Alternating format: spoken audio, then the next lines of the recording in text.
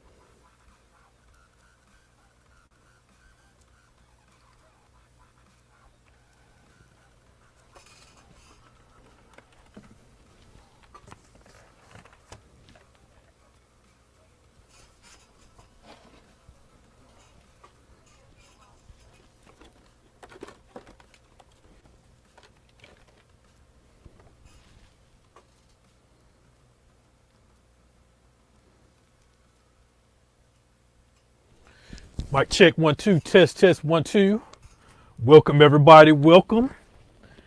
This is Atlanta DJ Zone Tech Tuesday Live. It's a Tech Tuesday podcast that I've hosted from a Facebook group, but now I'm streaming to YouTube because I got like several other Facebook groups that are now watching this stream. So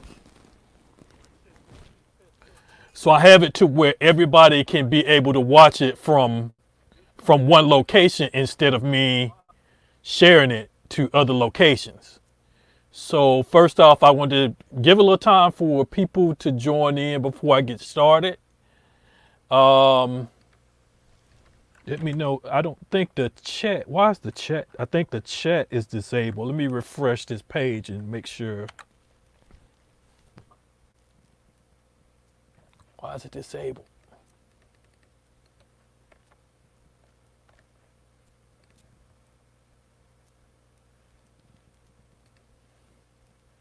Okay, so I have nowhere. Let's see. Let me do a test to make sure.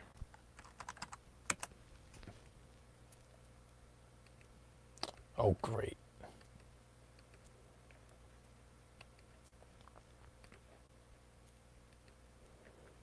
Let me take a second and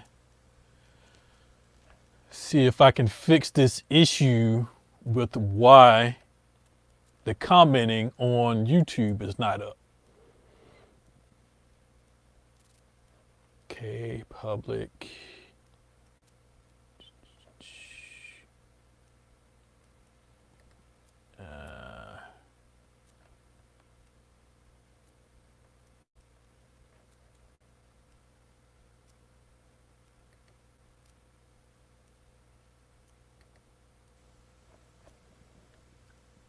Check to see. This is capture. And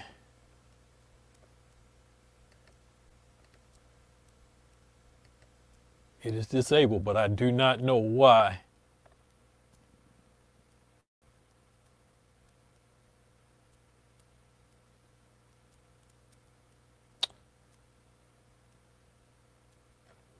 Okay. There's something I think I need to go back and disable.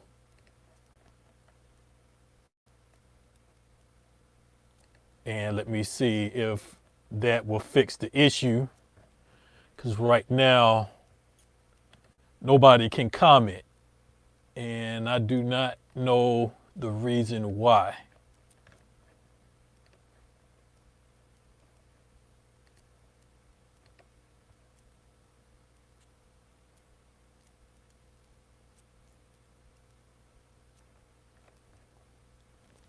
Okay, guys, if you can see this, go ahead and start commenting. Let me get some comments in to see who's out there. Let me do a test.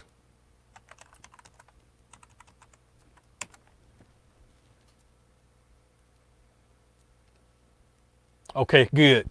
The commenting is now on, so you can post your comments into the comments here on YouTube. I had a box checked for kids under 18. And even though I had it checked, YouTube still blocks comments just in case as a protection precaution. So I had to go back in and uncheck that box. But now I just did a test. So in the comments, let me get a comment as for where you saw this. Which group did you see this posted from?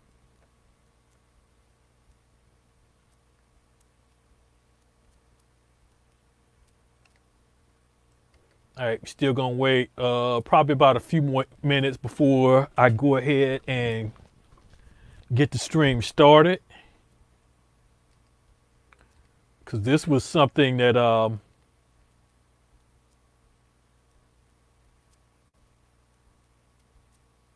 this was something that came up with me yesterday.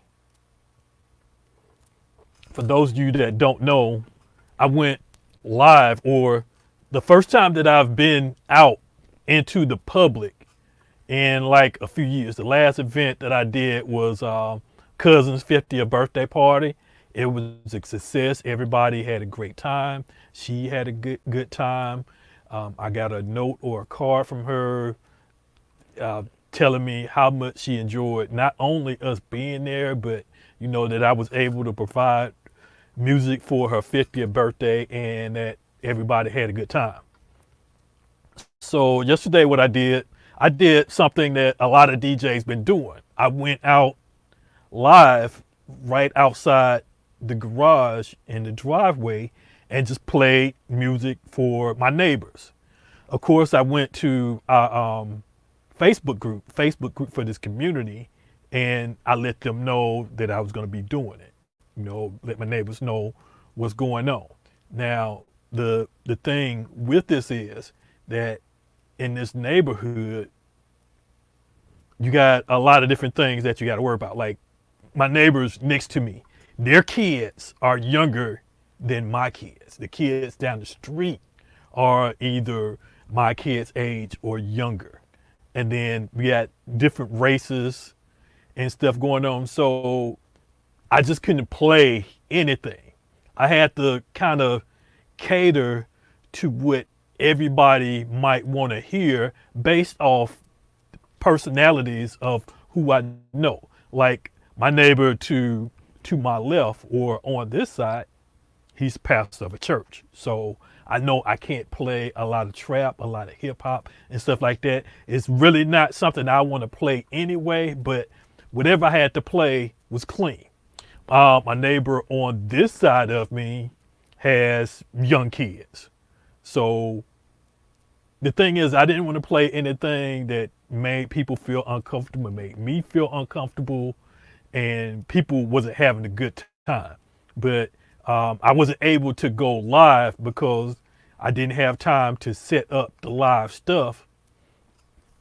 I did get comments. I did see comments that people down the street was hearing the music. People was sitting outside. They were being entertained and so forth. So everybody was having a good time that was able to hear it. It's just next time I'm just going to make it a little bit bigger to where I can stream it so everybody in the neighborhood will be able to pick up.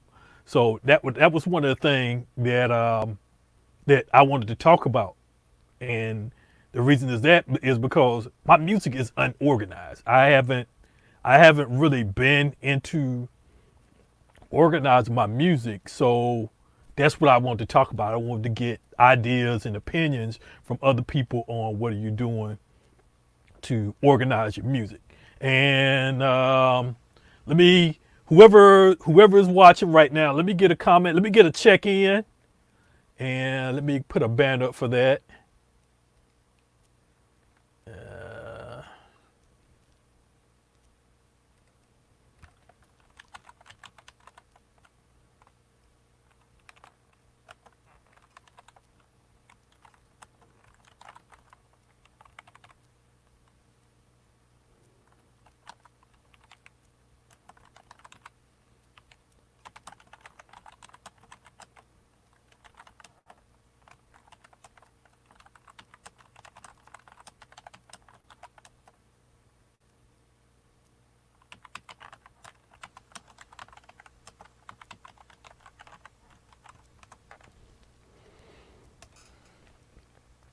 So right now, let's get a check-in. Who's watching and where you watching from? And that was actually smaller than what I thought it was. I thought it was going to be a lot larger. Let me know, for those of you that have seen my podcast before, let me know if YouTube is a better outlet than doing it on Facebook, because YouTube, I can actually comment to everybody, and I can actually see the comments and actually put them up on screen. I don't know for sure whether you have to have a YouTube account in order to be able to enable to post, but I can see everybody that's here, and so forth. I guess it probably helps more to have one.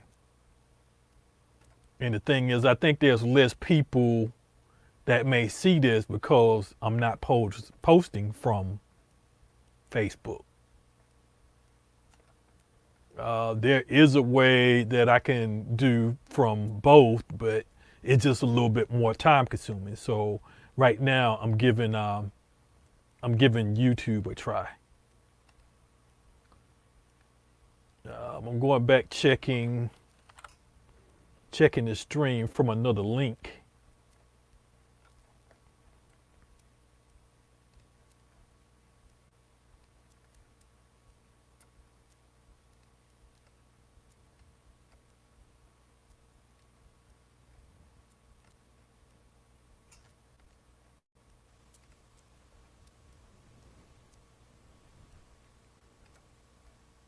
All right, I got that test up.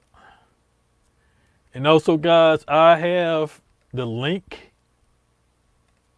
and I may need to post it into the comments here for how you can join me live.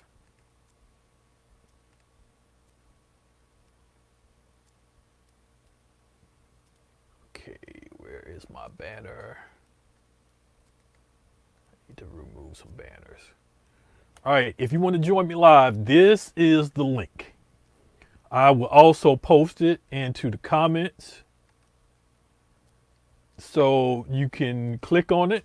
But if you want to join me live, that is the link that you would need to click on to join me live. And that's live as for sitting right here next to me.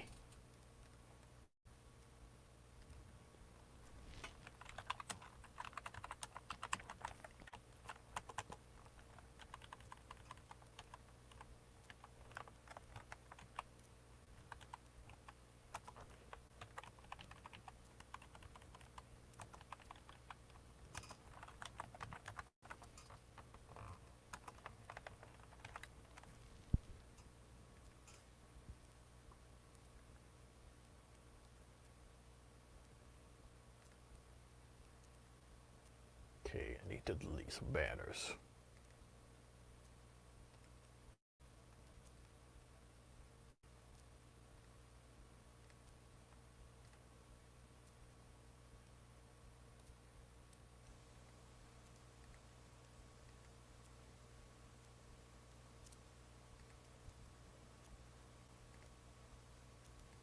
All right, this is the link. You should see it in the comments. So if you see this link right here, you can click on it and you can join me live when I get to that portion of the show. You can get to join me live, sit here right next to me, and join in the live conversation. Probably should have put this out a little bit more notice that I was going to be using YouTube, because everybody is usually expecting me on Facebook. But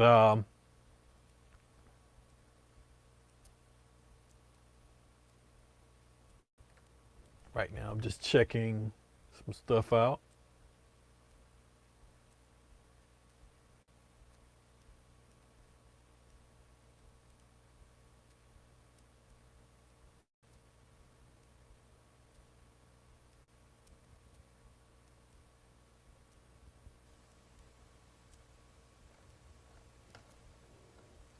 All right, let's see.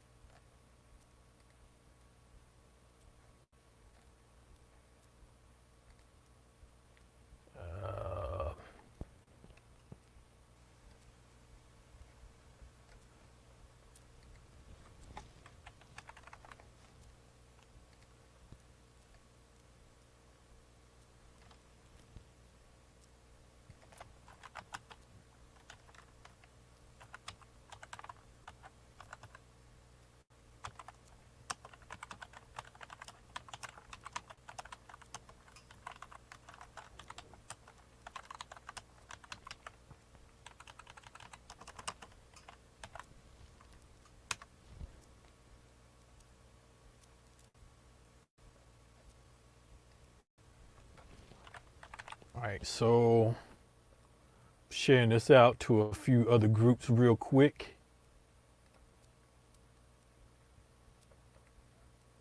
Try to get more viewers.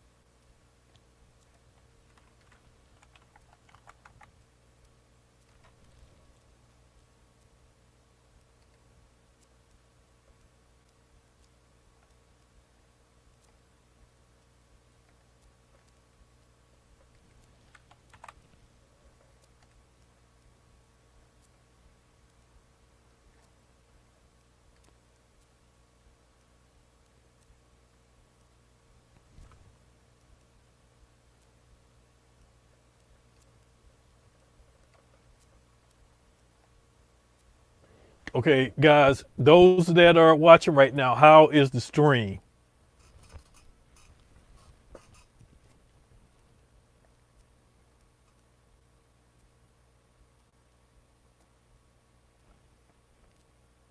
Are y'all able to, are you able to comment?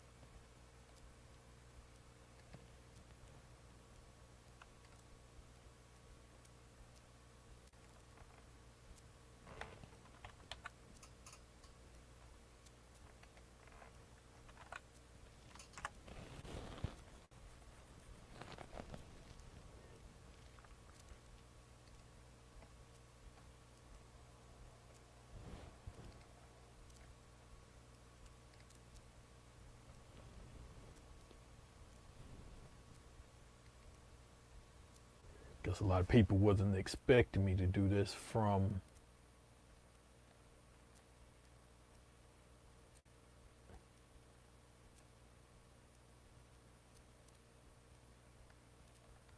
YouTube.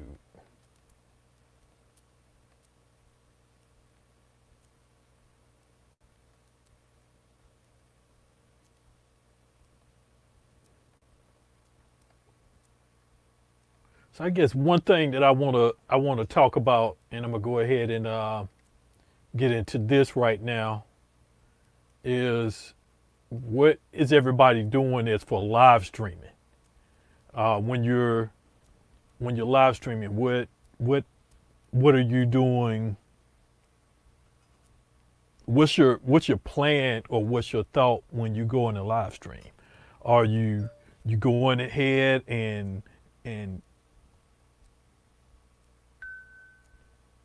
planning out what type of set that you're gonna do, what music that you're gonna play, what demographics are you trying to hit? Are you trying to hit a certain age range? Or are you trying to get the whole gamut of people from young to old? Or are you trying to get to a certain group of people? Music wise, are you playing, you know, the original versions or explicit versions, or are you playing all clean? If you are playing the explicits, are you listing in your comments that you will be playing that? So, you know, if there's a minor or whatever that may be watching, or that may be in the room with somebody, that, you know, that they're taking that precaution to either tell that kid to leave, or, you know, they're putting on headphones, earbuds or something to where they can privately listen to it, to where they're not alienating that type of language to their kids. So that was the issue that I ran into yesterday. And what had happened, I already knew what what type of music that I needed to play. And I had already specified it. I specified in the post that I did for my neighborhood that, I was gonna play a lot of Kids Bop. I don't have a whole lot of Disney, or really know if I do have Disney. I may have it, but may not even realize that, that's a Disney artist. But, I was gonna play a whole lot of Kids Bop. I was gonna play a lot of R&B, that was clean, that didn't have a lot of raunchy sex lyrics or whatever in it. Mostly a lot of older stuff, because I wanted to cater to the adults as well as the kids. So that was what I was shooting for. I was shooting for enjoyment for the adults, but then I also wanted the kids to be able to join in and have some fun too, which they were. There was a lot of kids. I heard that there was a lot of kids that were enjoying it. It was something that this community wasn't used to. So everybody liked it. I didn't put it on tonight because I have the podcast. I thought about doing it tomorrow, but then a lot of people said, hey, let's go for the weekend. Saturday can start a little bit earlier and maybe even go a little bit later. And just found out recently by checking the weather that it's going to be colder tomorrow. So tomorrow may not be the best day. Saturday may be the best. I need to check the weather for Saturday, but right now that's going to be my option. DJ Hype, I see you out there. Give me a few minutes and I'll get you in. Just hold off real quick. Let me take some of this stuff down. Now, if you're here now, let me see people post in the comments, because I'm not seeing in the comments. I want to make sure that everybody can comment into the comments, and that I actually disabled it. I did a test, and I also posted the link if you want to join me live. I got DJ Hype that's waiting backstage, and I got room for 4 other people. So if you want to join backstage and get into the conversation, make sure you click on the link that you see right here. All right, so as I was saying, and that's what I was doing. I played a lot of. I probably went through mostly all the Kids Bop that I had. I didn't have to go back and replay anything. I think I did because my son wanted to hear something. So I think only one track that I ended up playing, and I went from like 6 to 9. That was 3 hours. And just as usual, when you're DJing, you can lose track of time real quick. Time goes by really quick when you're spinning.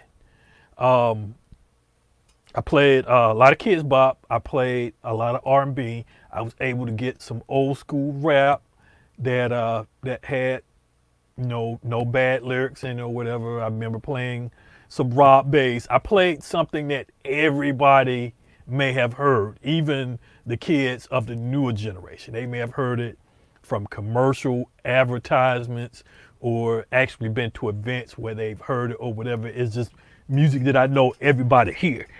And what the thing was, my son, my middle son, he's a teenager. He was out dribbling the basketball around that time, and it was one song. I don't remember what it is. It may have been Gangnam Style or something like that. And it was a remix. It was a Fat Man Scoop. I think it was a Fat Man Scoop remix of Gangnam Style or whatever.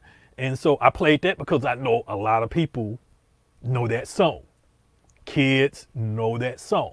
So that's what I was shooting for. I was more of entertaining everybody in the neighborhood as for my kids. I wasn't looking to entertain them because they're difficult to entertain. So I played that song and he gave me the brow, like, what are you playing in? I think he went back in the house or something like that. And And that's what came up. He was saying that he wouldn't play that song. I'm like, okay, why you wouldn't play that song? I'm like, I'm not playing the music for you. I'm playing the music for the people. Like, unless you paid me to play, then that would be different.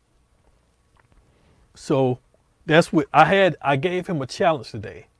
I had my laptop sitting out and the playlist that I played, because he said I think he said I played Mick Jagger, and I don't think I played Mick Jagger. I don't even think I have Mick Jagger in my playlist. He said I played it, but I didn't. So the challenge that I gave him, I gave him a challenge. I like, okay, go through my crates, go through the music on my laptop. You find 5 songs that you would have played. And well, when I got back to my laptop, he didn't do that. So unfortunately, I must have gave him something too hard, or he didn't look, because I saw him sat down in front of the laptop, but I didn't see anything selected because I told him to put it in, highlight it, and then hit prepare, which would put it into the prepare list in Serato. But when I checked the prepared list after I came down, it wasn't nothing on there. So I don't know. I guess that was probably too much for him. So I don't know. But let me go ahead and get my guest on, because he's probably sitting back here wondering. I haven't forgot about you. All right, now I'm bringing him up on screen right now. Let me take some of this stuff off. And he doesn't have his camera on, so I don't know if he may not be ready. Hit me up and I'm gonna go ahead and, okay, are you here? Oh, hold on, I gotta put my headphones on. Hello, are you here? Yeah, I'm here. Can you hear me? Yeah, I hear you fine, man. Wait a minute, hold on a second. Let me I thought I turned my camera. okay, I got some music. Hold on, I think I got something playing from my phone through Bluetooth. All right, let me switch the audio over to my headphones so we won't get any feedback or anything. All right, let me say something real quick. Yeah, I hear Okay, you. I hear you. there we go. There we go. All right. I can't. Well, All right, what's going on? I guess you don't have a webcam. No, I'm on my phone, son. Okay, that's good. What's going on, man? Where are you coming from? Where you at right now? Well, I just kind of chimed in. I just wanted to kind of see what y'all was talking about, man, and offer a little feedback and maybe even get a few tips from see what some of the stuff y'all talking about, and so I'm one of them cats, man. I'm like, there's no such thing as nothing new for me to learn, even after spending for almost 40 years. You know what I'm saying? So what group did you see the podcast posted in? Because I posted in like probably about 10 groups or so, but I just did a quick reminder a few minutes ago. Right, so most stuff you post, I see. From which group? I think I probably got it off the Zone. So Okay, the Zone. Okay, that's where usually I post a lot of stuff there. But since I'm using YouTube, I guess a lot of people may not see that I am live right now, because usually in the Zone, it gives. It took me a minute. Yeah, it took me a minute to figure that part out because I was watching it on YouTube, and I kept trying to click that link, and I couldn't click that link on my phone. I had to physically go back to the Zone link, and hit that link for it to pop back up. Then I figured out it only worked on Safari. Oh yeah. The link that I just posted, that's if you want to join in live. Oh, okay. The link that I posted in the groups, and actually I did put the link in the description that says if you want to join live, but the actual thumbnail, which I think the thumbnail didn't update to what I had here, what I had for YouTube, it didn't update in Facebook. If you clicked on the thumbnail, it would take you to the page where you can view and comment. Okay. Okay. Yeah. All Next right. time. So I mean, if I mean, did you want to be a guest? Because I mean, there's other people that's going to show up. I got people that usually show up, and I know I got one person today. We was talking about the same thing that I'm talking about right now, and Mhm. he's been doing exactly what I did yesterday. Like a I did like a broadcast to my community. I took a speaker, Okay. I took a speaker out and took my controller out and let my neighbors know that I was just gonna play music. Everybody, you can come outside and sit. The kids can sit out, and so forth. And so what I learned from there, because that's probably like the first time I did anything outside of the studio in like maybe 2 or 3 years. That was probably the first time my controller had been used Yeah. outside. So it was a different experience because, like I said, I haven't did it in a while, in like years before that.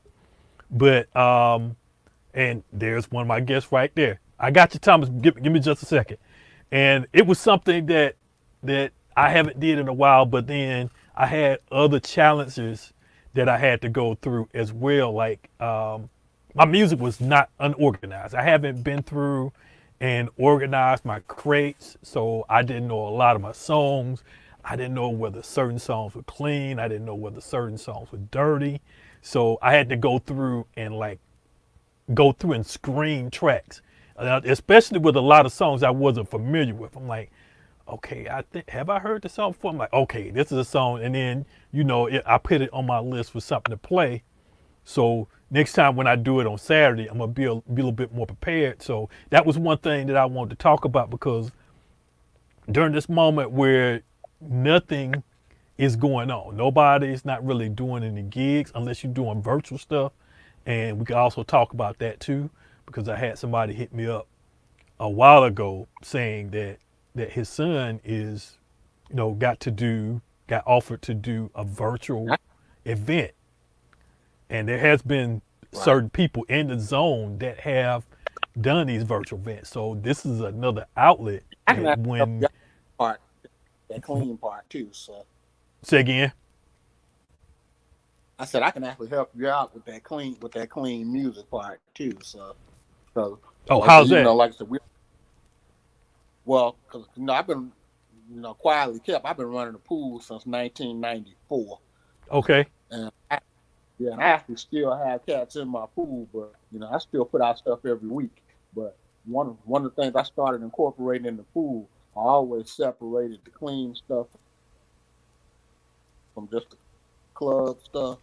So I've always folders available for cats with clean stuff from the stuff I get from the record label and from another company called Promo Only and some other places. But I separate and propagate the club and the stuff that I send out every week. So Okay. so Now, so anytime a cat gets something from me, it's clean. If it says it's clean, it's clean. okay. Well, I'm gonna get your information, or you see there's a private chat. I'm finna add a message. Breaking it. All right, let me see. I'm gonna type this real quick. Put your information in here, and I'll post it before you get ready to sign off.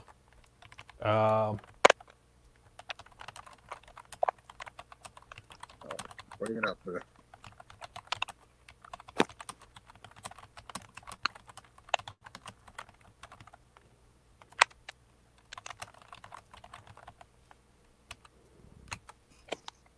All right. I don't know if did you see that? Okay. I just should have got a message that just came up. Let me bring up my other guest real quick. Okay. What's going on, Thomas? Hey man, how are you? All right, good. I see. And I was just telling him about what me and you had talked about earlier on the phone, and that's what I wanted to discuss about today, because like I was telling him and those that's watching, You see that? yesterday was like the first time that I've actually Let me bring up my other done guest. anything, period, outside of outside of 50th birthday party that I did 2 years ago. So none of my music was organized. I didn't know what was clean, what was dirty. I was unfamiliar with a lot of the artists because I haven't been really keeping up with the music. I've been getting music that people been sending me. I got music that I've had on other computers and so forth and migrated them over. I just haven't had the time to go through and listen and get familiar and organize everything.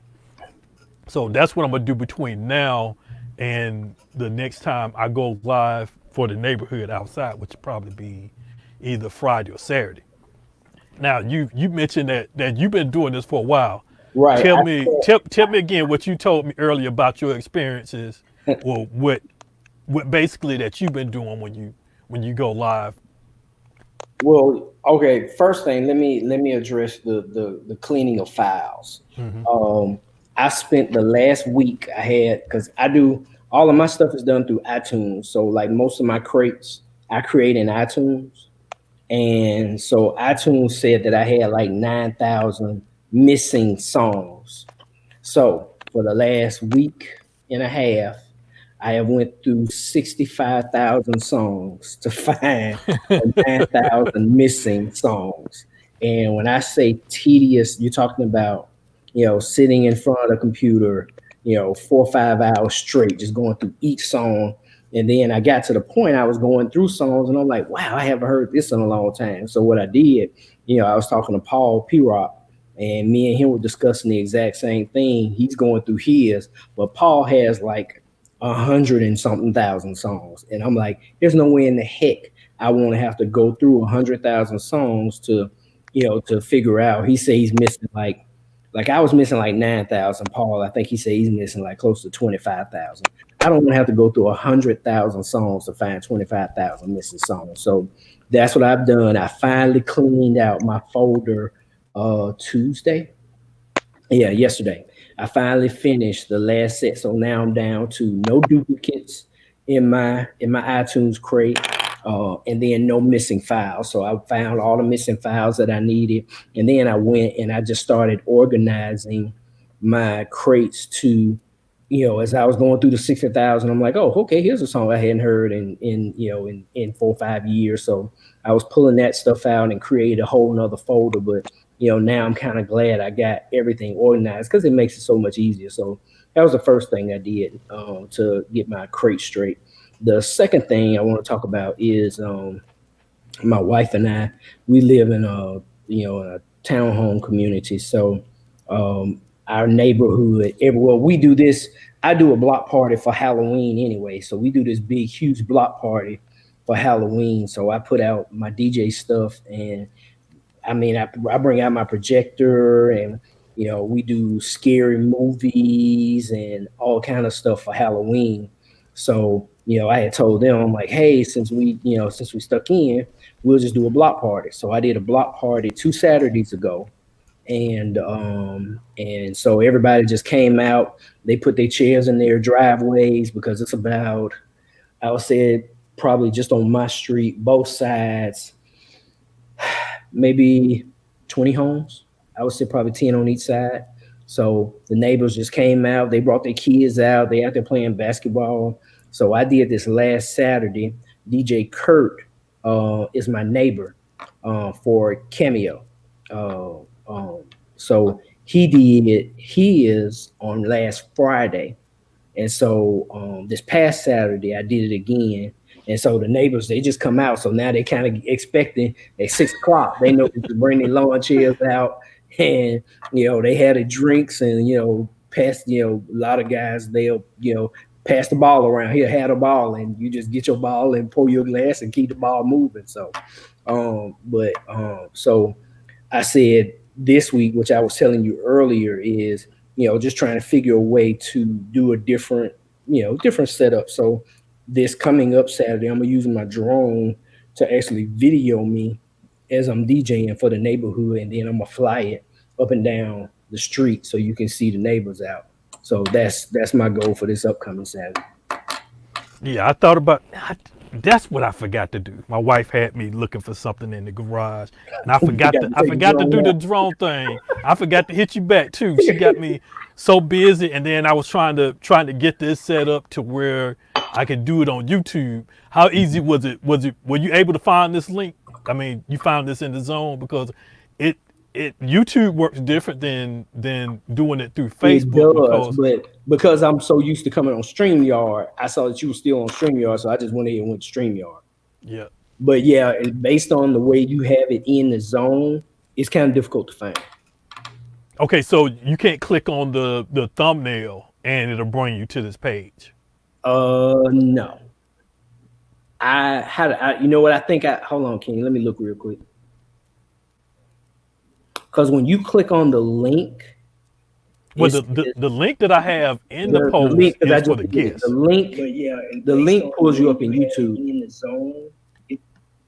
Uh-oh. Dang it. Oh, there you are. Yeah. The link that it pulls you up in YouTube, but it doesn't allow. I still like StreamYard because at least now the only bad part is all the comments are in YouTube.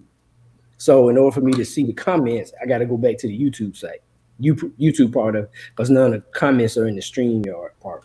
So right now in the StreamYard guest part, you're in the StreamYard guest right now.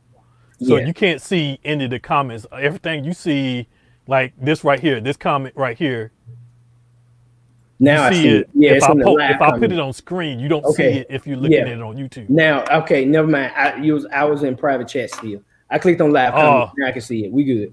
Okay, because now the difference with this is with doing it on YouTube, because I share it to like other Facebook groups as well. When I'm sharing it to other Facebook groups, whenever they're commenting, it's only posting to that group. I can't get it to go to come be StreamYard. in one area. So with here, it going to YouTube, and I'm in YouTube, I can actually comment directly from YouTube.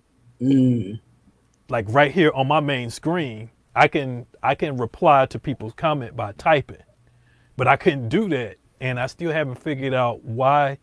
And I've even sent the message to them at StreamYard that, you know, the comments for whatever group that I'm supposed to be in, it won't allow me to comment. And the only way I can comment is I have to open up a viewer screen and comment there. Like when I get ready to post the link like this right here, I would have to go to what everybody else is seeing and put it there and then come back. Right. I guess the only other thing, like I said, with YouTube, everybody in all the groups can watch it at one time. And then also the fact is that, and I'm not looking to do that tonight either. If we do another 7.5 hour podcast, I won't have to worry about uploading it to YouTube because it's already there. Oh, so once you finish this, it'll just save it. Yeah, it just saved. I won't have to, like, if I did it in Facebook, then I would need to download it and maybe edit it. If I want to edit out whatever I don't need, and then post it to YouTube, which depending, the podcast go for at least 2 to 3 hours easy. And I mean, we almost at an hour mark right now and really haven't talked about anything. So, you know, trying to upload that much content will take 3-4 times as long as it did to actually record. Just record in YouTube, and then that way it's already there. That's smart. But I'm trying it. I've tried it before, and I don't remember why I stopped using it. But it was difficult. I had to go into YouTube. It's kind of like not StreamYard, but like OBS. When you're using OBS, I don't know, you use OBS, right? I've used it. Okay, you know, OBS, you start the stream from OBS, then you got to go to Facebook and go live there. It was kind of like that process.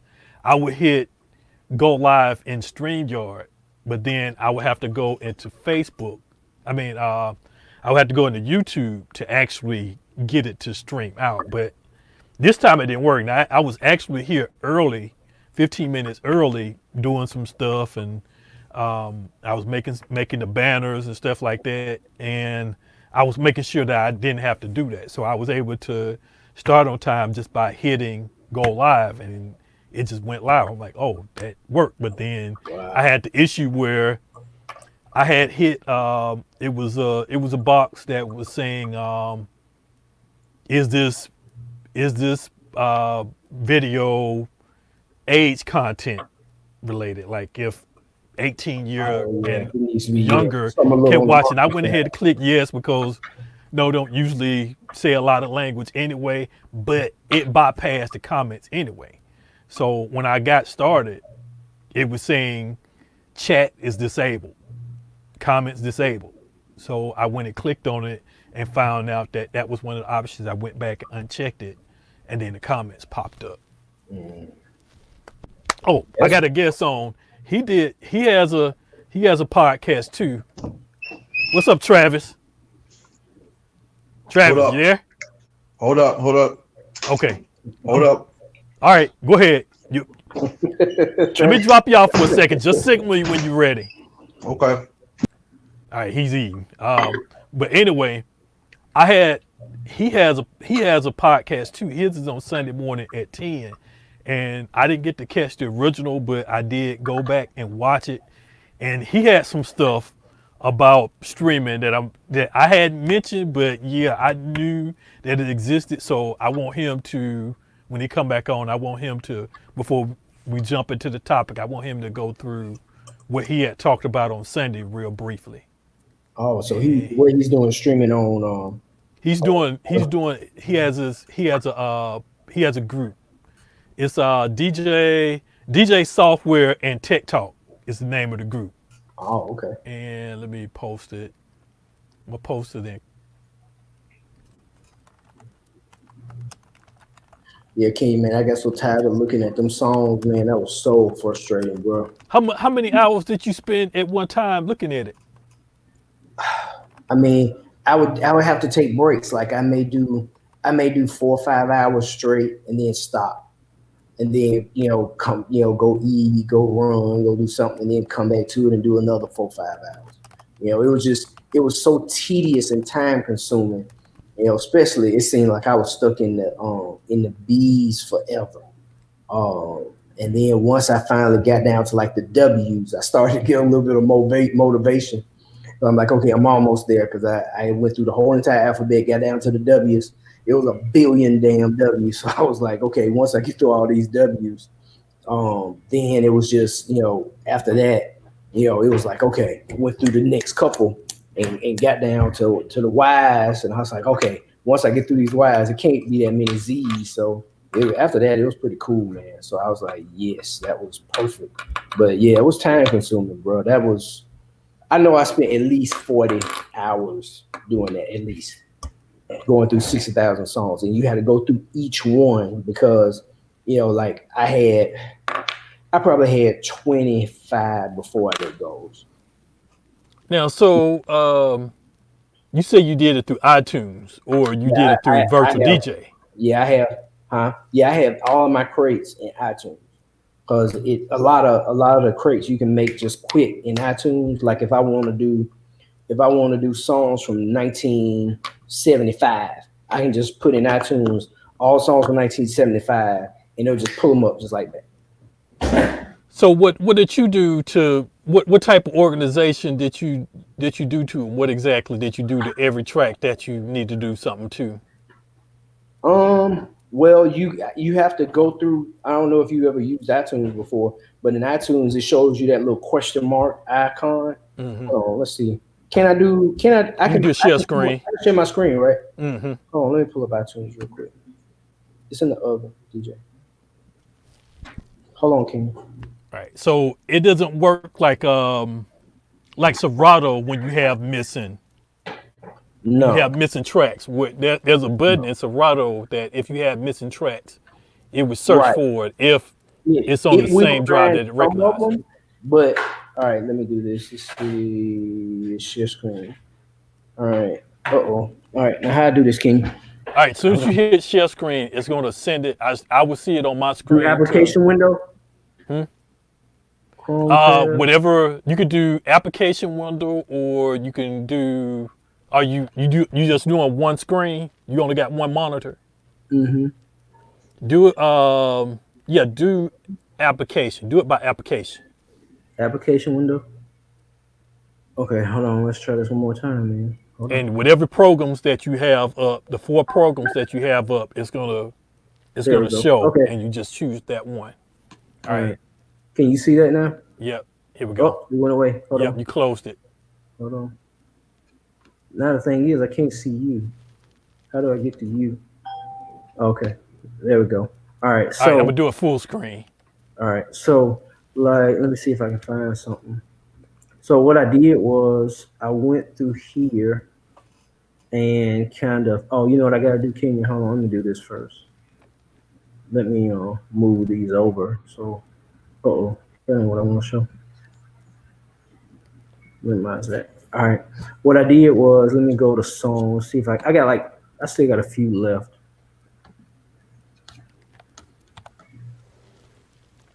Now, when I was asking what did you do? Did you go through and like cleaned up the names? Right. Well, yeah, I cleaned up some of the names. All like I said, Kenya, it was taking so long. A lot of them were the crap. I keep realizing I can't do it there. Hold on, let me do it this way. Nope. Bear with me, Kenya. There we go. All right, because I can't see you every time I try to do that. All right. Can you still see the screen? Yep. Okay. So what I end up doing is I just went through, like, I would have to sit here, like, I'd have to sit here and go through each one of these and find out, okay, why do I have, like, right here, like, Yeah. I have all right, 2 cleans. 2 clean versions. And then I have to go over here and look to see, like, well, why is it 2 of them? You know, I got 2 by Kendrick Lamar. And I'm like, well, why is one 3 minutes and 42 seconds and the other one 3:39? Because that would make them different. So a lot of times so a lot of songs I would keep at least 2 copies just in case one file goes bad. But for the most part, I would have 3 and 4 and 5 copies, because even like here, I still have I got 3 Kendrick Lamar. All right. So like that one right here, I'm like, I don't need that one. So I can just cancel it. But I don't know if it's a clean or dirty version. But to go through and do all of them, it would have taken forever. So my main thing was, I said, you know what? Just go through and find all the ones that you know are doubled. And if you got the same song doubled, just delete some of them. So like before I let go, I had like I said, like 25 versions of Before I Let Go. I'm like, I don't need 25 versions Before I Let Go. You know, and I was like, man, this is just stupid. So I just went through and I started deleting them. I'm like, you know what? I just need 3 versions. I need a clean, I need an extended, an intro, outro, acapella, and that's it. And I was like, okay, and I got rid of some of that stuff. So it was like I said, it was so time consuming, but then it get to the point to where you just, you know, when you start something, you just want to kind of get to the end. So a lot of times I was just like, you know what, forget it. Just let it go. So now that I got it clean to the point to where, I'm down to, I think I only have like maybe 300 or 200 missing songs, but most of them are songs that I know I already have another version of. So I was like, you know what, I'm not even finna sweat it. But this was good because what I did was I created this folder right here, which is, let's see if I can find it. You got a lot of folders. Well, I like iTunes because what it does is it helps you create folders that like right here, this folder right here, I haven't heard in a minute. And it was just like songs that I just hadn't heard.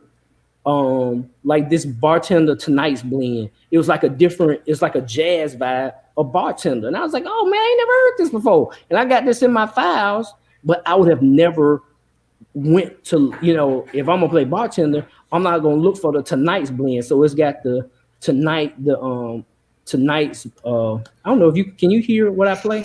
Yeah. Yeah. Put on a fresh white suit and a mini coupe sitting on dubs. I'm just looking for somebody to talk to and show me some love. And so I was like, okay, this is kind of cool. Everybody talking to me as soon as I stepped in the spot. Okay, I hear that bass. Right. Now it sounded like the phasing was off on that. So, I keep forgetting that. And I was like, whoever did that, they didn't sound like they phased it right. You see how the phasing sounds off? But you mean the sync, how it synced together? Yeah, because like that doom doom shouldn't be right there.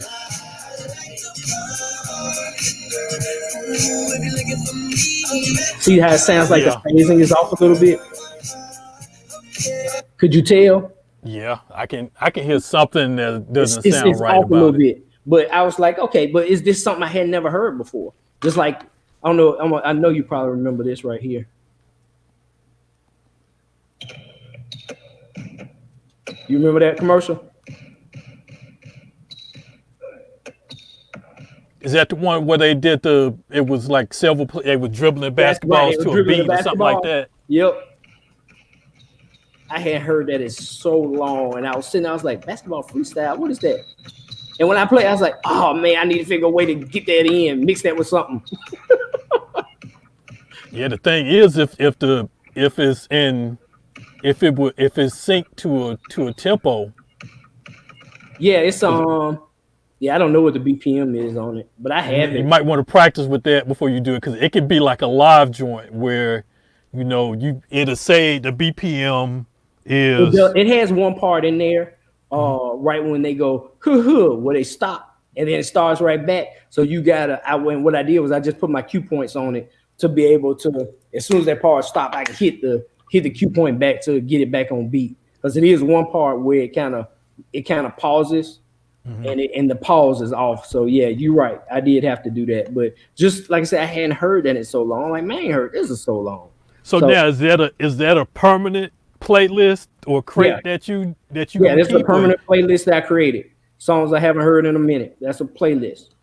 But these are not tracks that you're gonna add to your current.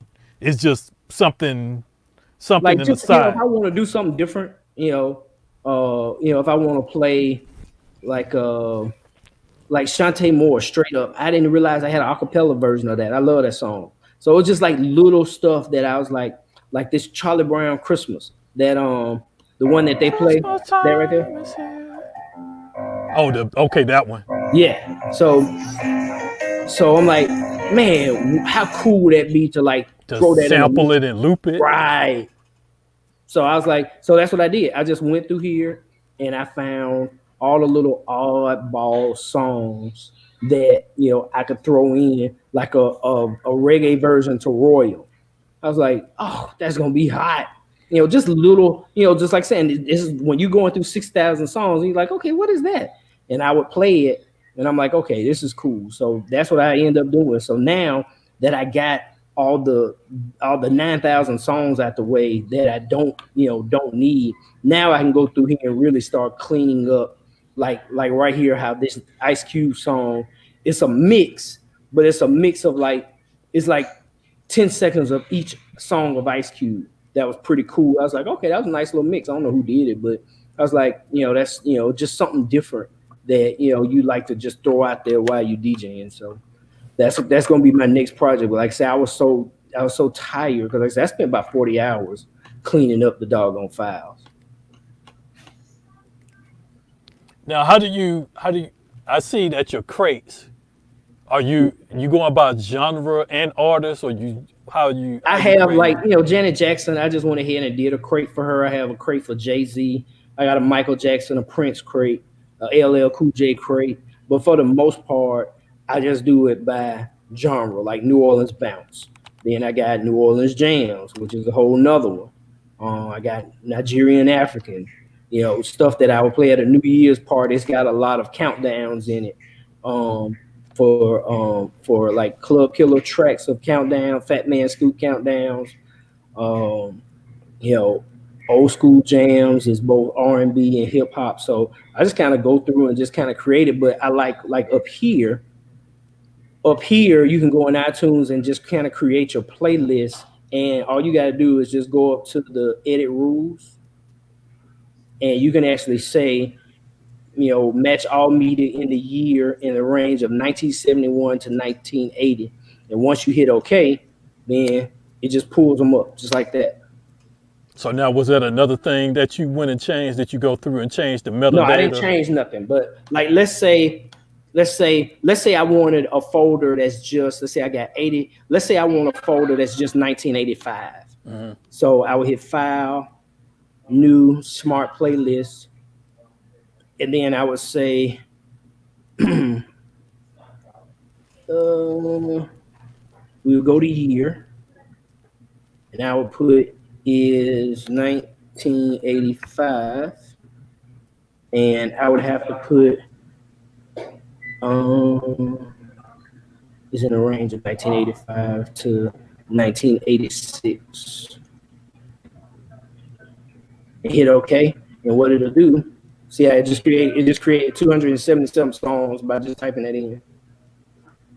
And then what I would do is put 1985 to 1986. And it just created that folder right there with 277 songs in it. So if somebody wants to be that specific, I want you to play all songs from 1985, and I got 277 songs that I can play from 1985.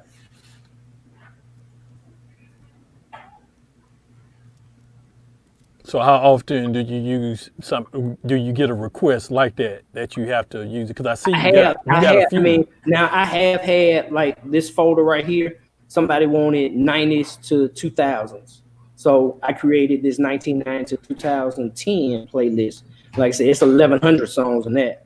I mean, 11,000 songs in that. So, you know, that kind of gave me a big window, but it allowed me to stay where they wanted to be musically. So it just made life easy for me because everything was right there. So I can pretty much just, you know, just stay in BPM range and just play whatever. Because they wanted me to stay in there. They didn't want nothing above those, you know, those errors. Now, does iTunes still have the search where it can clean up all your tracks by file names and years and stuff like that? Didn't it have that? It'll do some of them if the track is in there. Good night, sweetie. It'll do some of them if the track is written correctly. But you know, like sometimes, if let's say they throw a comma in, if they throw a comma in it, and the wording in iTunes may not have a comma in it, sometimes it'll throw it off and it won't find it. So you just got to go through and you got to play with it a little bit. It will do some, especially like if you're looking for the art to go with the actual track, you know, stuff like that. But for the most part, you know, it like this Al Dip, it may find it with this. See how right here it has the comma in it on aisle. It may find it, but then it may not when you go to try to find the when you go to try to do it to where it does the what is it called, the Genius? What is that thing called? Hold on. What, something in iTunes? Genius Suggestions. See how that right there kind of does it? And then you can go here. Why is my computer running slow? I think I got too much going. This ain't good. Update the Genius, and it'll go through and it'll organize songs that are all the same genre. And then if you click Organize Library, it'll help, you know, find some of the songs that may need an author or may need a year. It'll do some of them, but it won't do all of them. So I'll do that maybe once a month to see if it'll clean up some files. And sometimes it does, sometimes it doesn't. So now you got it organized to where you can be able to find a lot of tracks faster than what you did before. Yes. And then I don't have to worry about when I go to play it and then it tells me, you know, file missing. because that was my biggest thing. You know, you go to play a song and then all of a sudden you hit it and it's a file missing. Now you got to stop DJing because now you got to take the extra, 15 seconds it takes to find a file. So I was like, okay, this is aggravating for me. So I just went ahead and went through and I got rid of all the missing files. So I don't have that issue no more, because if I click something, I know that file's gonna pop right up. Gotcha. Hold on. So we got guests that's waiting backstage. Go ahead, man. Bring Let them me in. bring them on. We got Travis and we got Hype that's back. What's going on, fellas? Yo, You ready, Travis? I am here, man. I'm in my Yeah, garage. I hope y'all don't mind the scenery with all this junk behind me. All right, what I want you to discuss, I'm glad that you're here. I got to check out your show on Sunday. I caught it like later that day. I couldn't catch it that morning because I was still out. And you had a especially your number one thing, your area, your room. I haven't really mentioned that one that much. Yeah. But that's just one thing I notice when I see people go live. First thing I look, okay, what are they using? Oh, they're using a controller. Which one is it? Oh, it's the SX2, SX1. Yeah. Okay, then after I know what equipment they're using, and I may glance, okay, they're using a MacBook. Not really that much excited, but yay, MacBook. And then I start to look around the room. I'm like, oh, is that a dirty sock over there? Man, that person ain't made their bed yet. I'm like, what is that hanging in the corner? Is that live or is it dead? Is that a piece of pizza like that on the side? I start noticing, and that's just me. I start noticing stuff in the background. I do like all the time. Before Jazzy Jeff went live, there was a video clip that he had that kind of panned his studio. And I swear I watched that. I let it went by 3 times in normal, and then I went through and I paused. I went and watched and I checked out everything that he had in the studio. I'm like, oh, is that a drive rack? Is that a this? Is that a that? The one thing I didn't notice that was brought out that I don't know if y'all heard about, that he has the Rain 12 Mark IIs. Right. Which he has the new version. He used the new version of the Rain 12s. And I looked at that picture. I just didn't notice it. I don't know if it was just too small or whatever, but I didn't notice it. Right after 12, color. You couldn't tell by the color. Yeah, you couldn't tell because it would have looked blurred out. But I guess if you own one already, you would have looked at it like, oh, mine doesn't have this button, or it doesn't have this knob, or it doesn't say that after the 12. I guess that was how somebody had noticed it.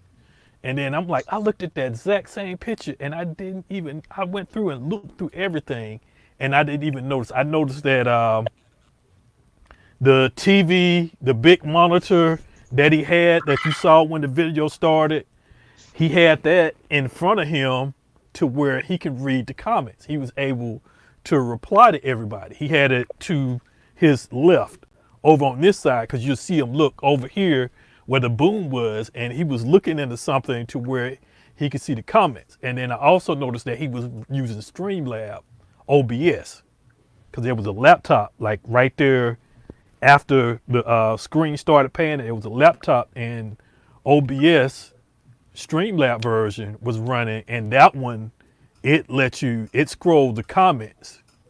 It'll put the comments along the side. So I guess that's how he was able to keep up with that. And I thought at one point that he had everything on an automatic scene switcher, because I sit there and count, okay, he had the front camera for 10 seconds. He had the side camera for about 3 to 5 seconds. He had the overhead for like 5 seconds.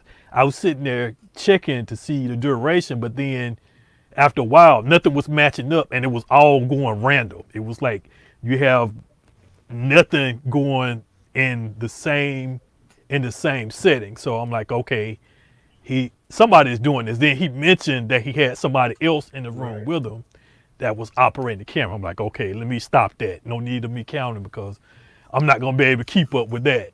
because they know what to switch to, because they know his playing style.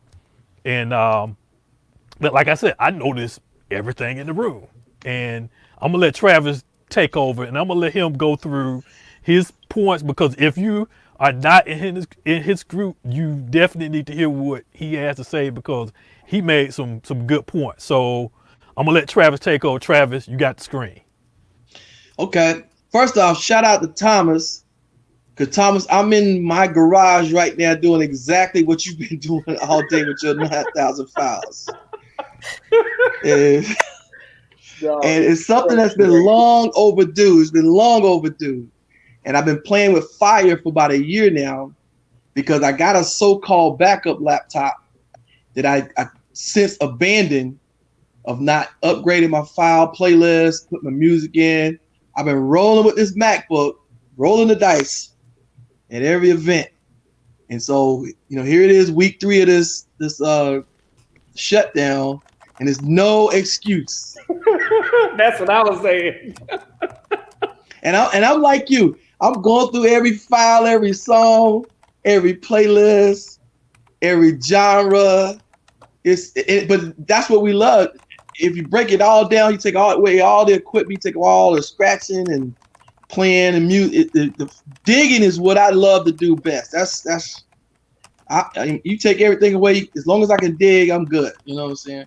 So blessings to you, my brother, man. We're gonna get through it too. I know, right? I'm right now. I'm flatlining. I'm flatlining my Mac. I'm cleaning off all the drives. I'm putting it on this hard drive. I'm going to upgrade my operating system. I got another laptop. I'm going to mirror the two, and hopefully I won't get into this situation again. So that's my plan for this week and stuff. So, but to your request, thank you for checking in on my show on Sunday mornings. I do a podcast. I've been doing it for about a year and a half. In the group Software and Tech Talk, and I am I'm the admin of the group, but I'm not the founder of the group.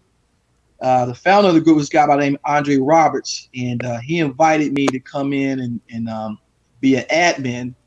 And just to give you guys the heads up, Andre contracted the virus about 2 weeks ago. Oh wow! And he's been in the battle for his life for 11 days, and he's posted a message saying he's coming home and stuff. He's still got a long road ahead of him, but it was touch and go for a lot of months, for a lot of weeks with him. And so most of the people I know that contracted the virus, they were just shut down for 4 days, but he was in the hospital with that respirator for 11 days. And so, but he's coming home today, and I'm happy for him. And I hope you guys are monitoring yourselves and your neighbors and people around you, because you don't want to get afflicted with that and stuff. So, but I appreciate you checking me out on Sundays.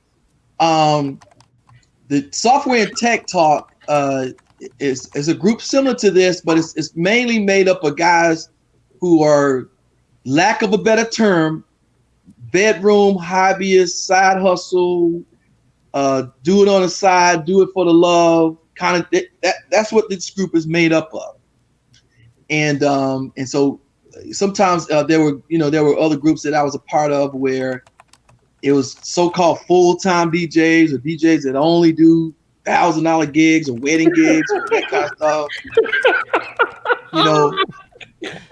and those I don't want to knock anybody's hustle, but it's it is a culture to DJing, and it's you have to have a love.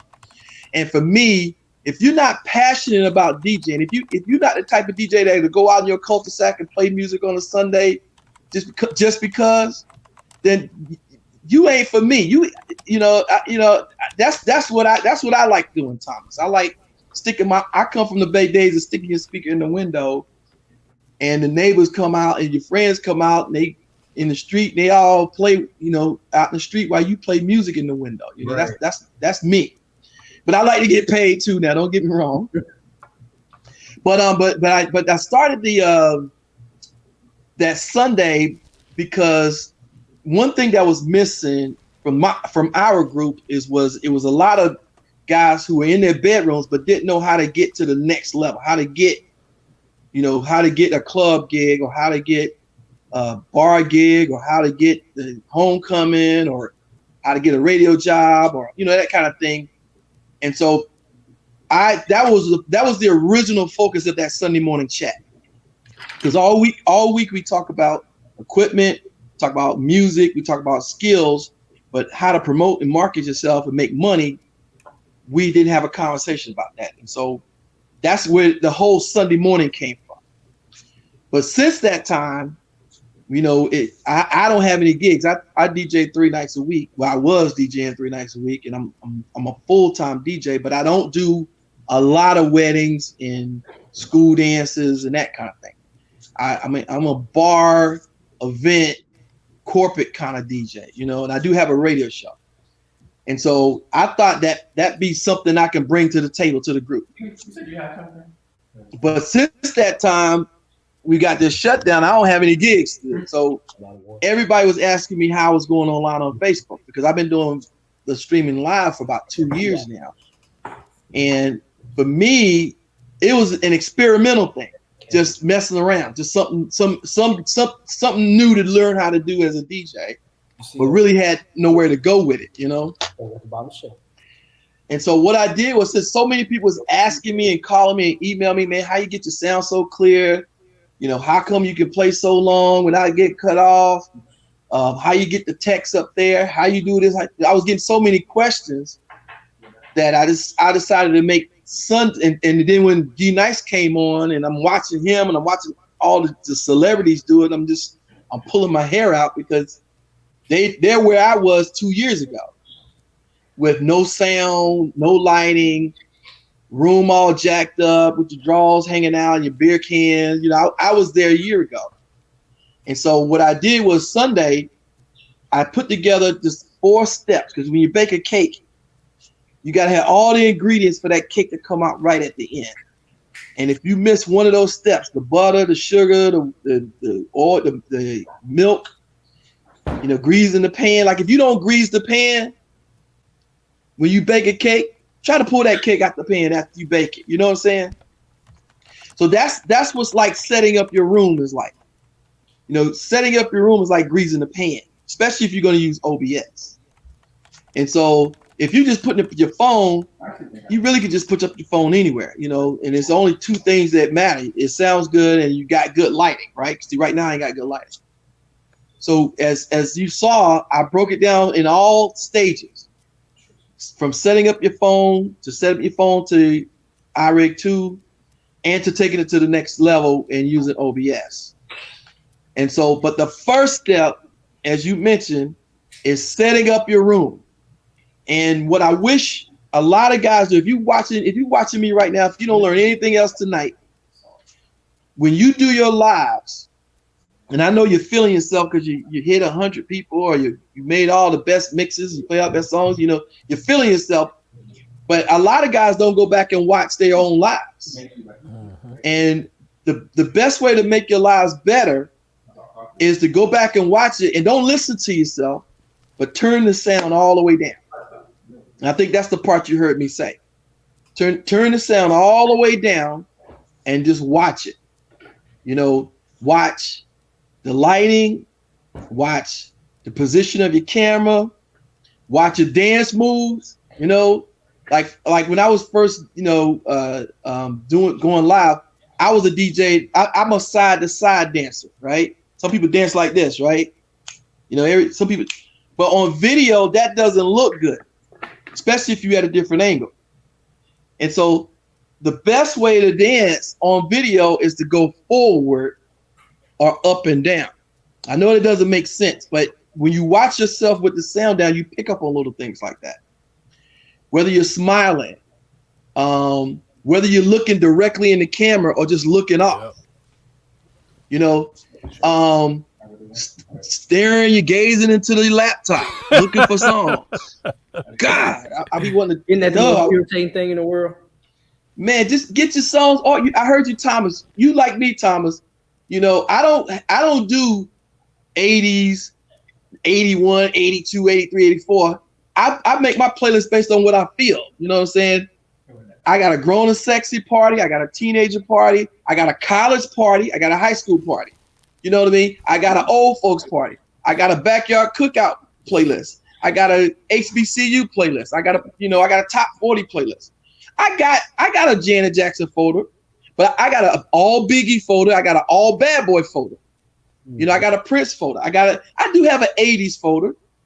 But you know, it's like when I look at the crowd and I say, okay, what mood I'm gonna put them in? I'm not gonna put them in a 1983 mood. You know what I'm saying? Right. I'm gonna put them in a I'm gonna Atlanta bounce music. I mean Atlanta, what's booty shaking music or Miami bass, right? That's the mood I'm gonna put them in. So when I don't go 1982 and play all songs 82, I'm playing a Miami bass folder. You know what I mean? So or West Coast folder, East Coast folder, that kind of thing. So my playlist is based on moods and stuff. So that's how I work. But when you go live, you know, turn the sound all the way down and just look at the back. I mean, you got that jacket, you know, and wires. Oh God, that's another pet peeve of mine. You know, clean up your wires. Just, you know, and again, but if you get 50,000 views, don't listen to me. But for me, D-Nice, it's great that he's getting 30,000 views, but I can't listen to him no more than about 5 minutes at the most. I felt that same way about that RZA and what man. Oh God, so bad, man. Oh God, I was like, oh my God, how are y'all doing this? I don't care how good you can. Yeah, the audio, man. I got into it with DJ Scratch one night because he thought he was all that, and when he did his overhead shot, he had his turntables turned the wrong way. He had it pointing down like he was Spider-Man DJing. Now, Jazzy turned like if you was watching from the opposite side of his. Right, like he was hanging down from the ceiling. When it should have been more like you was in his place. Like I was his eyeballs. Like you need to set your turntables up so you can look. He's like I'm his. And then some people, this is an OBS thing. This is not a iRig thing. But in OBS, you can mirror what you're seeing. Yeah. So if OBS, so let's say you did set the camera up right and you had your turntables laying down like they're supposed to. He was hanging down from the ceiling. Right. Somebody needs to mute. Yep. Rod Flash, your audio is feeding back into your mic. Turn your audio down. I got you muted for a second. Oh no! What he needs to do? He had Facebook Live up. Yeah, that's what it was. Okay. So in OBS, even if you lay it down like it's supposed to look, it'll still show your hands on the wrong side. So you have to take it another step and flip the horizontal.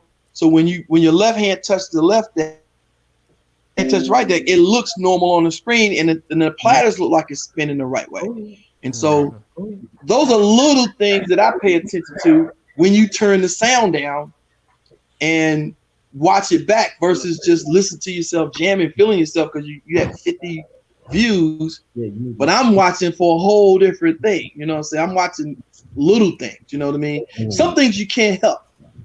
You know, like for me, I use my iRig out when I'm at parties and events, so I can't control much, you know. But when you use your iRig, it's only 3 things you need. You need a way to mount it so nobody's looking at your forehead all the rest of the day while you mix. And got disconnected. Yeah. I'm trying to remember what I remember what he said. You need to make sure your camera. Oh, there he is. He's back. Yeah. I don't know what happened, but there's only 3 things with the iRig. You make sure it's connected, because I've DJ'd and not have it connected. Not hit that click all the way. Have good lighting, and then make sure your camera's positioned in the right way. And but with OBS, that's a step further. You know it's to me is the next level of creativity. That's the new hip hop. Yeah. Because you got graphics, which is graffiti. You got the music. I don't know how you're gonna get break dancers in there, but I got them. Yeah. But Rod Flat, me and Rod met about 2 years ago. You should have seen me and Rod 2 years ago. We have it halfway where we are now.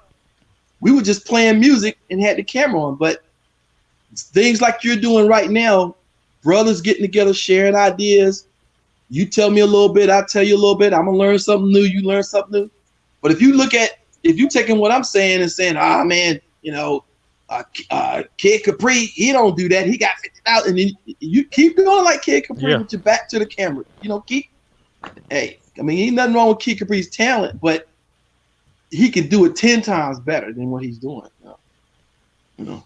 The best guy I see do it, who really got it and surprised me, was this guy named DJ Skills out of South Carolina. I don't know if you ever heard of him. Nah, what he asked? What is he doing? Well, he's got a dedicated room. He put the camera in front. He's got great lighting. He just, again, he got all the ingredients. He got himself in a good room.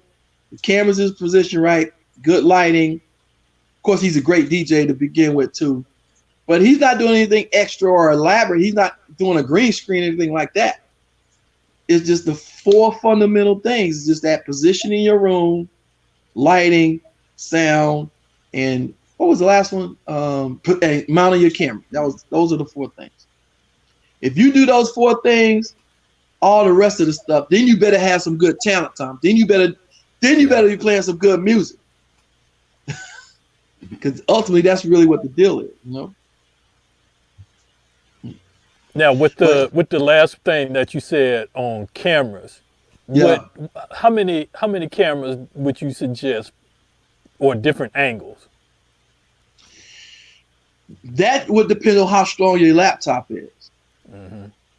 For me, I only need 1 extra camera outside of the camera on my MacBook Pro. That's just me, because I DJ in bars and restaurants and in events. I can't manage no more than 1 extra camera. And so I don't know if you guys ever see my setup. I don't really try to do too much and stuff. But if I ever get to the point where I'm retired and I'm not DJing no more, and I'm not doing any road trips, no street parties or nothing, then I might put a camera on my turntables, overhead, shot on me, maybe 3 at the most. But that would mean a separate laptop and separate cameras. And then but see, you can't take that on the road with you, And that's the only reason why. And then you need a switcher. One of those little switches. See, like my MacBook Pro only has 2 USB slots, and so even if I got a USB hub, a hub still wouldn't be strong enough to run OBS and all 3 or 4 cameras on 1 laptop and Serato. Because when I'm at home, I have my MacBook Pro, and then I have a monitor connected to the MacBook Pro. 1 extra camera, and then the camera that's built into the MacBook. That's really all I'm using for me, But I think I saw last week where you had 5 cameras. You know what I'm saying? 7 actually, but I'll knocked it down now. I'm gonna bring it down to probably 4. I got overhead right here, front facing. Then I got seat 920 right here, and then I got 1 more that I haven't plugged back up yet. So that's probably gonna be it. And then I got this one, HP. I'm probably gonna sell that one, and I got a twin pack, which I'm not gonna use. I'm cutting down stuff. Kenny, go ahead and send me that camera. Send me the camera. How much you want for it? Go on, send it to me. With this one? Yeah, the one you gonna sell. Yeah. Now it only work for Windows. All of them that I got except for the Logitech. The Logitech are the only ones that work for Mac and Windows. But all the other ones, they're Windows only. Oh, that ain't gonna help me. Now one thing that I'm getting ready. Windows? I mean, aren't you on a laptop or you on a Mac? I'm on a Mac. Okay. That's the only reason I haven't sold them yet. One of the things I'm getting ready to do is I'm getting ready to switch to using action cameras, not the GoPro, but the 4K 1080 action cameras. Because I'm getting ready to switch to those, and because they're smaller and they're supposed to give you a better image, supposedly. That's And what they're cheap. DJ Genius uses. That's what. And they're cheaper too. They like $30 to $40 now. Yep.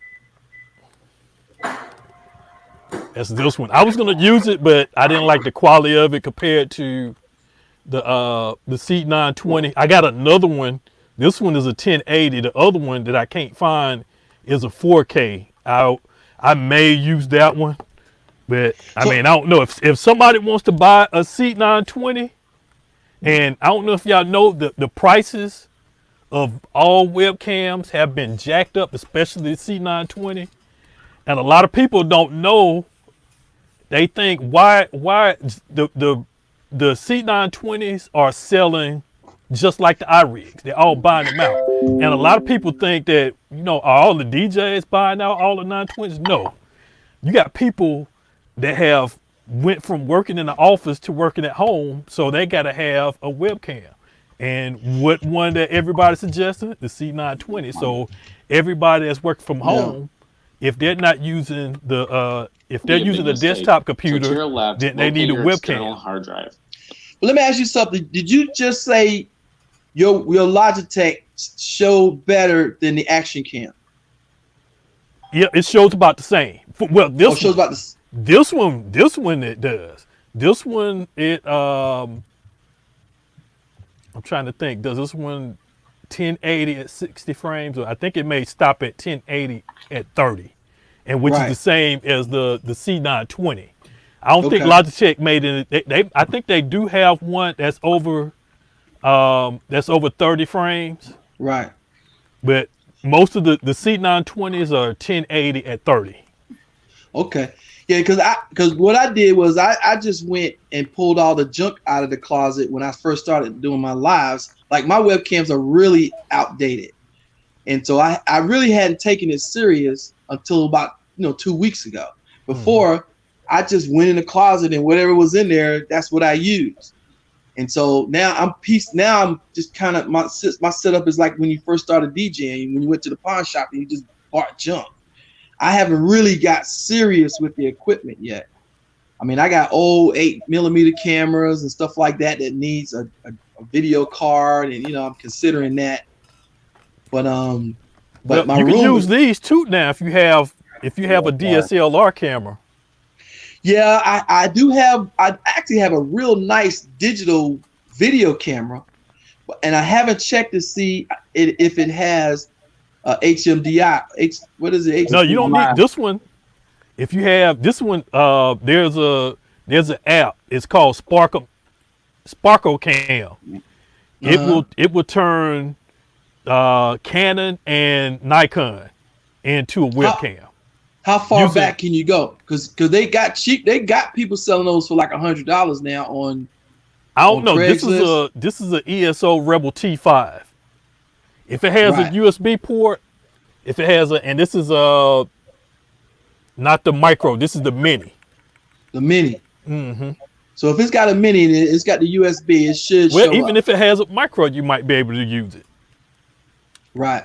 Let me You see, pull up the. Because them ahead. cameras are all over the place. That I don't want to get a new one just to be streaming. But a lot of those photographers are getting rid of those cameras for like $75 to $100. Yep. If you can I've find seen a one. few. But then you got to have space for it. That's the other problem. I'm running out of space. That's why I'm thinking about the action cam, because they're so small and inconspicuous. You know what I'm saying? Right. Let's see if I can get this up. Now, you guys in Atlanta, right? Yeah. Yep. Okay, a good friend of mine is from Atlanta. He's actually from Durham, but he lives in Atlanta. DJ Nabs, I'm sure y'all heard of him. Nabs.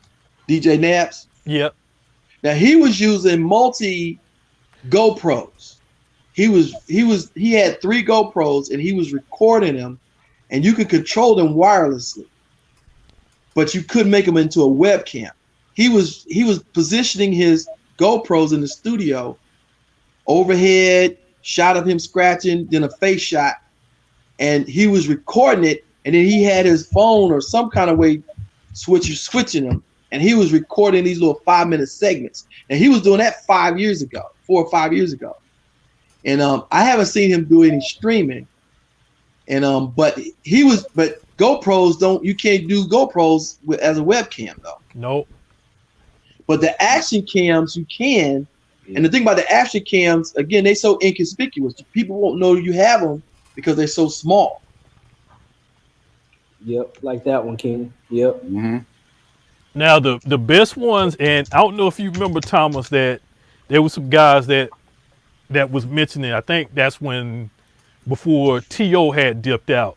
There's a brand that if you Google it on I'm gonna post it in the comments. Is it on eBay? No, it was Amazon. It was one brand was SJ Cam, and the other was Campack. It's I'm looking on Craigslist right now. Somebody got one for $20. He don't even know what he got. Here's If an you look up- SJ Cam on eBay for $22. Right. if you look up these two are two different. The SJ Cam was one that a lot of people had bought and used. They didn't Yeah. use it. I think they didn't use it as a webcam at that time. They just used it basically as an action cam to record directly from But can you use it their as a sets or whatever. webcam? Huh? Can you use it as a webcam? I think it does have a port on it. Yeah, If I as long as remember right, as long as it's got a point.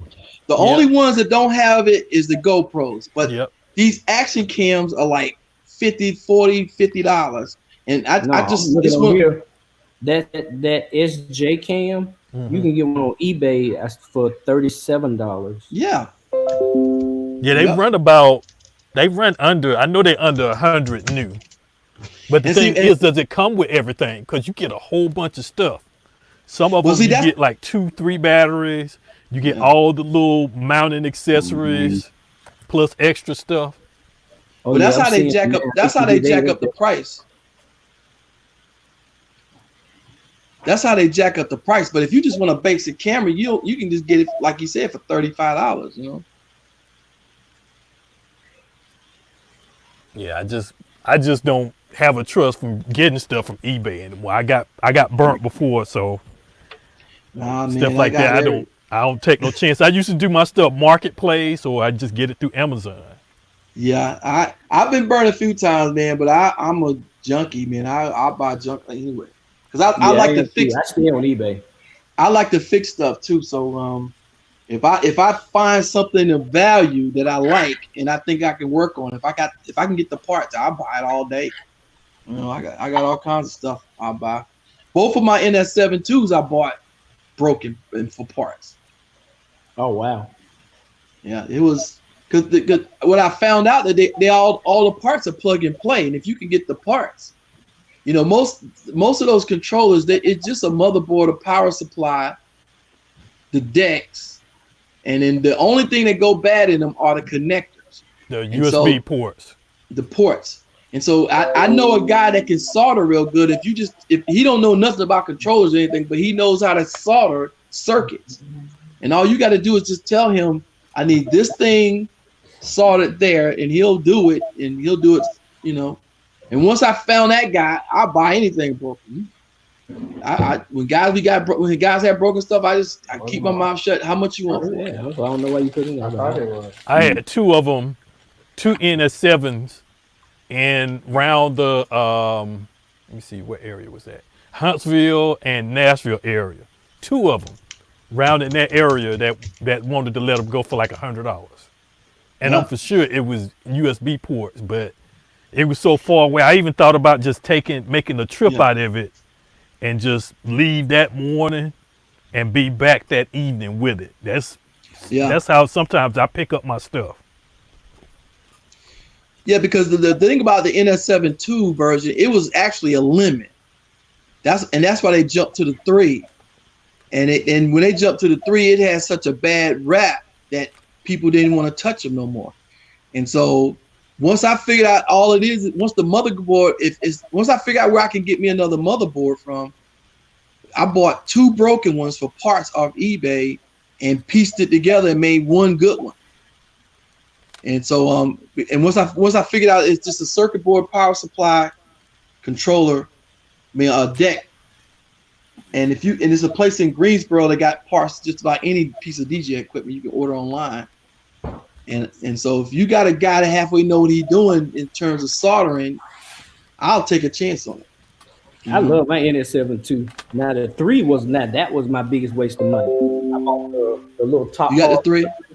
And that was because the 3 is nothing. The 3 is nothing but that little mirror dashboard. Dashboard. Yeah, and that was a waste of money for me. I used that thing maybe twice, and it was just so inconvenient because I'm like, I don't need to look at that. I need to look at my computer most of the time. Yeah. So I'm like, that was just a waste of money for me. But so you use the NS7 too still? Oh man, yeah. I bought my NS7 too the week it came out. People don't believe it's the best controller. It's the best DJ system ever made, hands down. You can bring that rain. Yep. Well, I don't know about the rain now. Pioneer, I take Newmark over any Pioneer controller.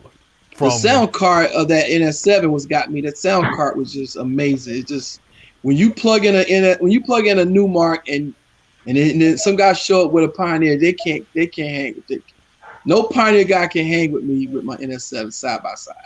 I don't care. The sound quality. Original NS7. I didn't have the first one. I just got the 2. Okay. And I got 2 2s. I actually had 3, but I got 2 of them now. But I want the 3 just for a collector's item. Just to have it. You can have. I said when I said to me that was the biggest waste of money. But I was like, when I was like, ooh, I want it. I was like, man, I ain't gonna even use this thing. I never even used it. Well, mine is my 2s are so beat up. Well, I got one that's really beat up. Because I DJ 3 nights a week with it, and you know how heavy it is. Yeah. Mm-hmm. And so, I got a second one. Now you bought AC, because me and AC he just bought his NS7 too, and he kept asking me. He was like, man, he's like, should I get it? Should I get it? I was like, AC, I'm telling you, you're gonna love it. The only thing is it's heavy. AC took the bottom base. Oh, I remember that. That metal plate he took that off. And he said once he took that off, that took like 30 pounds off his NS7. I'm like, what? So really? He took the bottom base off and he just put it inside of a coffin case. He sure did. I was like, wow. And it's still, to me, I was like, will it still function like that? He's like, yeah. So he took the bottom base off and he said that lightened his NS7. But with AC being sick, he can't lift all that weight. So that lightened it up for him and he put it in a coffin case. And so you said it's just that rack at the bottom, that metal rack at the bottom. Plate, that metal plate under the bottom. He took that off. You talking about the casing, the bottom casing, or there's a plate inside of it? No, the bottom casing under the bottom, because it's got that big thick casing that's at the bottom of it. He took that off. Now, is the first one like that too, or is it just the second and the third? I don't know. I just the second one. I'm tempted. Only thing about it, just mine moves around so much, man. I would hate that I would shake it and I mess something. Do you have yours in a coffin case? It's in a case, but there are times when I pop that top lid off and it's been shifting. I done Velcroed it down. I got padding so it don't move, but still it'd be that one time I crack the top open and it's been shifted. So it's a case that was designed for another controller, something larger. Nah, it's designed for this one. It has padding, but something will happen. It'll shift, and I Velcroed it down, but the Velcro don't last because when you get the move, it's too heavy. Yeah, but I would consider that because that thing is getting tough to drag around, man. You know what? I bought the NS7 II, and I DJed with it for maybe 4 or 5 gigs. I'm like, man, this thing is so freaking heavy. And then NS6 II came out. Yeah. So NS6 II came out, dog. I was like, oh heck yeah. Man, you talking about the lightest controller on the planet? Yeah. It is the lightest controller on the planet. That thing, man. I mean, I throw it in a little soft case and I'm off and rolling, man. So now that's all I DJ.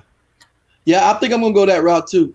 The NS6 II, man, especially especially when I'm like, okay, it's got the 2 USB ports on the back.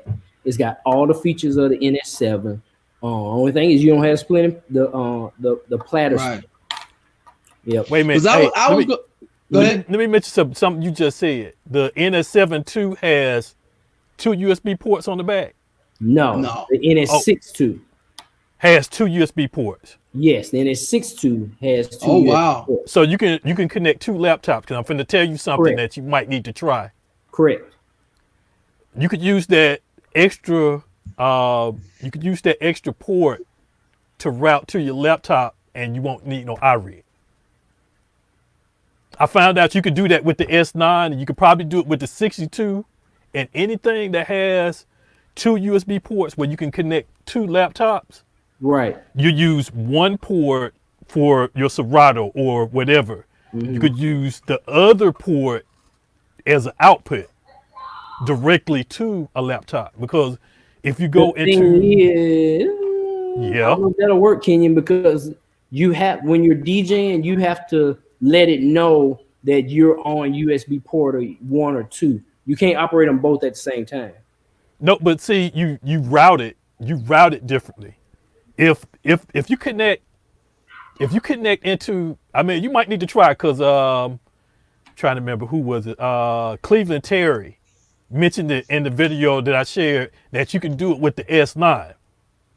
He used both of the ports to route. One was routed with Serato, or he was using for DBS. The other port he connected I think he connected another laptop. You could do it if you connect another laptop into it, because the other laptop is going to connect it as a sound card. You're going to have a sound card located on each one. One, you're going to have it to work normally as a DVS. The other one, you're going to go into the sound options and Of input. OBS, right? Yeah, with OBS, and Yeah. and you can have it routed there to where it's input. Now I'm wondering if that'll work for the NS6. But like I said, you have to try it. You can get with me later and we can try to figure out, because I'm always, whenever somebody mentions something, I'm always, just like I tried, I don't know if you was up the other day, I tried to do the SL3 directly to iPhone. And because the fact that it needed drivers, it didn't work. But I was able to, I don't have the box with me now, but the box that I used to convert my vinyl to MP3s, I could use it with the computer. I could use it directly with my iPhone, as long as I got the camera adapter cable, which I can't get my hands on. I thought I had brought it down, but it's around here somewhere. But I was able to use it directly, but I had to have my gains and my volumes on both the NS6, the NS7, and the Ion Mixmeister, which is what it's called. They had to be at 75 or more, somewhere between 75 and 80, and I had good volume on both of them. Yeah, I never. But I'm interested in learning to see if that'll work. I know I think S9, but I don't know about anything else. And I'm thinking, okay, if the S9 has two USB ports to where you can connect 2 laptops, why can't you use one as an input and the other one as an output? If it's routed that way. I think a lot of guys are missing an opportunity by not using OBS because they think they have to show video. But you can use OBS to stream your music crystal clear on any platform except Instagram without having a video. You can do Instagram too now. Well, I know you got some workarounds for that, but a lot of guys are holding themselves back from streaming just music online because they think they have to buy this iRig. You don't have to buy iRig. You can use OBS in the existing laptop you're DJing Serato on and connect it that way and stream crystal clear music without having to wait for your camera. You can put images up there. You can put your business card up there. You can put a video with no sound in the OBS and just play and just go back to what you're supposed to be doing in the first place, which is playing good music. But I'm seeing a lot of guys without the without the iRig, still DJing, without even realizing they could download a free program and stream crystal clear music. You know, And you can even you can get it even better because OBS has plugins. If you need a limiter or compression or EQing or whatever, if you need extra gains, it has that too. And that's free stuff built in. Well, the iRig is overrated because all the iRig is doing is giving you clear sound. That's all it's doing for you. So if you can't find the iRig, just download OBS and use that as your sound source. It'll even sound better than the iRig without you having to pay the $40 for the iRig. I looked at a picture of the iRig disassembled. There's really nothing in it. There's no actual physical electronics in it. There's a few resistors and maybe a few capacitors, but that's only needed because you got a volume control in it. You got a gain control, and all that's doing, that's just adjusting the straight gain that'll be going through anyway. It's not raising it higher. I mean, it's taking it at what the pass through would be through. And just either you're starting it where it is or you're going lower. It's not making it go any higher than what it would if you was using a straight direct cable. Well, think about that guy DJ Diggs. You ever watch DJ Diggs on YouTube? No, I listen to him. You listen, right? All DJ Diggs is doing is he's putting his banner up. He put his little cheesy little word shop banner up with whatever he named his mixes on, and then he's running it through OBS. He's just running stuff. He's not giving you any visuals. He's not doing any motion text. But he's got some of the best mixtapes on YouTube. That he does. And all he's doing is just running clear sound, and he's getting millions and millions of views without having any kind of elaborate text or design or layout or green screen. And so again, you know, if you still waiting on this iRig, you don't have to. You can just download the free program from OBS. 2 free programs. Yeah, it's Streamlabs. Yeah, and just put a picture, just put a banner up, or just put some kind of special effect GIF up, and just let it play, and then you could be the mystery man. You know, that's just playing good music. You know, I think guys are overthinking it. You know, I mean, I'm like you, man. I got to do the extra stuff. I'm like the extra guy.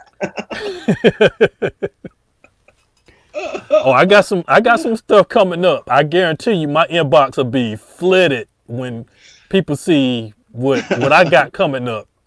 Well, I see you in the ESPN studio there. I know, right? Hey, that was Paul. I think Paul finna try to come on, Kenny. Okay. I'm waiting for him. Is that P-Rock? Yeah. Yep. Okay. All right, let me see. What else? I had something else. Nope, not yet. Hold on, let me send it. Hold on, let me send the link to him.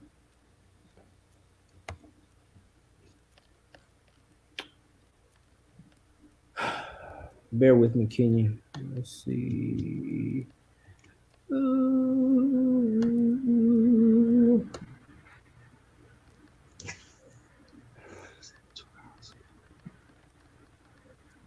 Hey guys, I'm gonna go get a sip of water. I'll be back. Okay.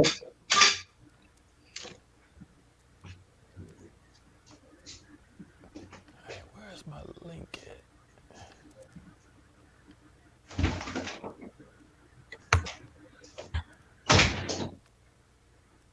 I just sent it to him. Okay. I want to see what he got going on. Every time I see Paul, he got a different. I know, different. Right? Yep. I told him I like that background he had the other day though. The one where he used the business card or another one? No. Did you see the one where it looks like it may have been a river shot? I mean, an ocean shot of Miami, but it had like all the buildings. See, that's what he always changing it up, and I'm trying to catch to see what he's doing next because it completely rearranges it. It's like he just like scrapped the previous one and started over with a clean slate with something different. Like that one was nice. That was a nice one because it looked like it was shooting from I guess I looked like it may have been shooting from a boat, but it was showing the water, and then it like it was showing Miami. It was pretty cool. Is he on yet? Nope, I don't see him. Did you send him the guest link, Yeah, the just live? hold on.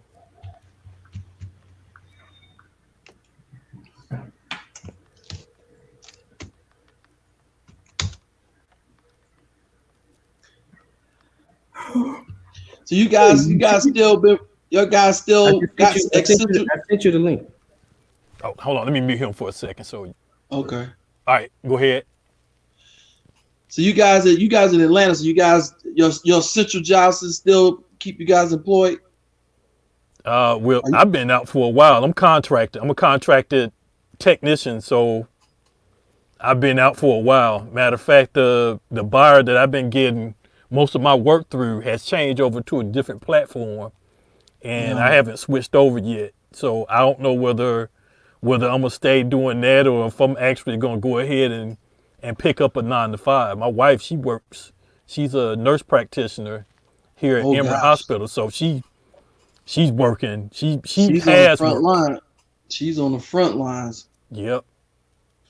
Yeah, I DJ full time, but also I'm a marketing. I have a marketing agency, and my two big clients were restaurants, and then there's this recruiting company that I work for that I run ads for where they hire people.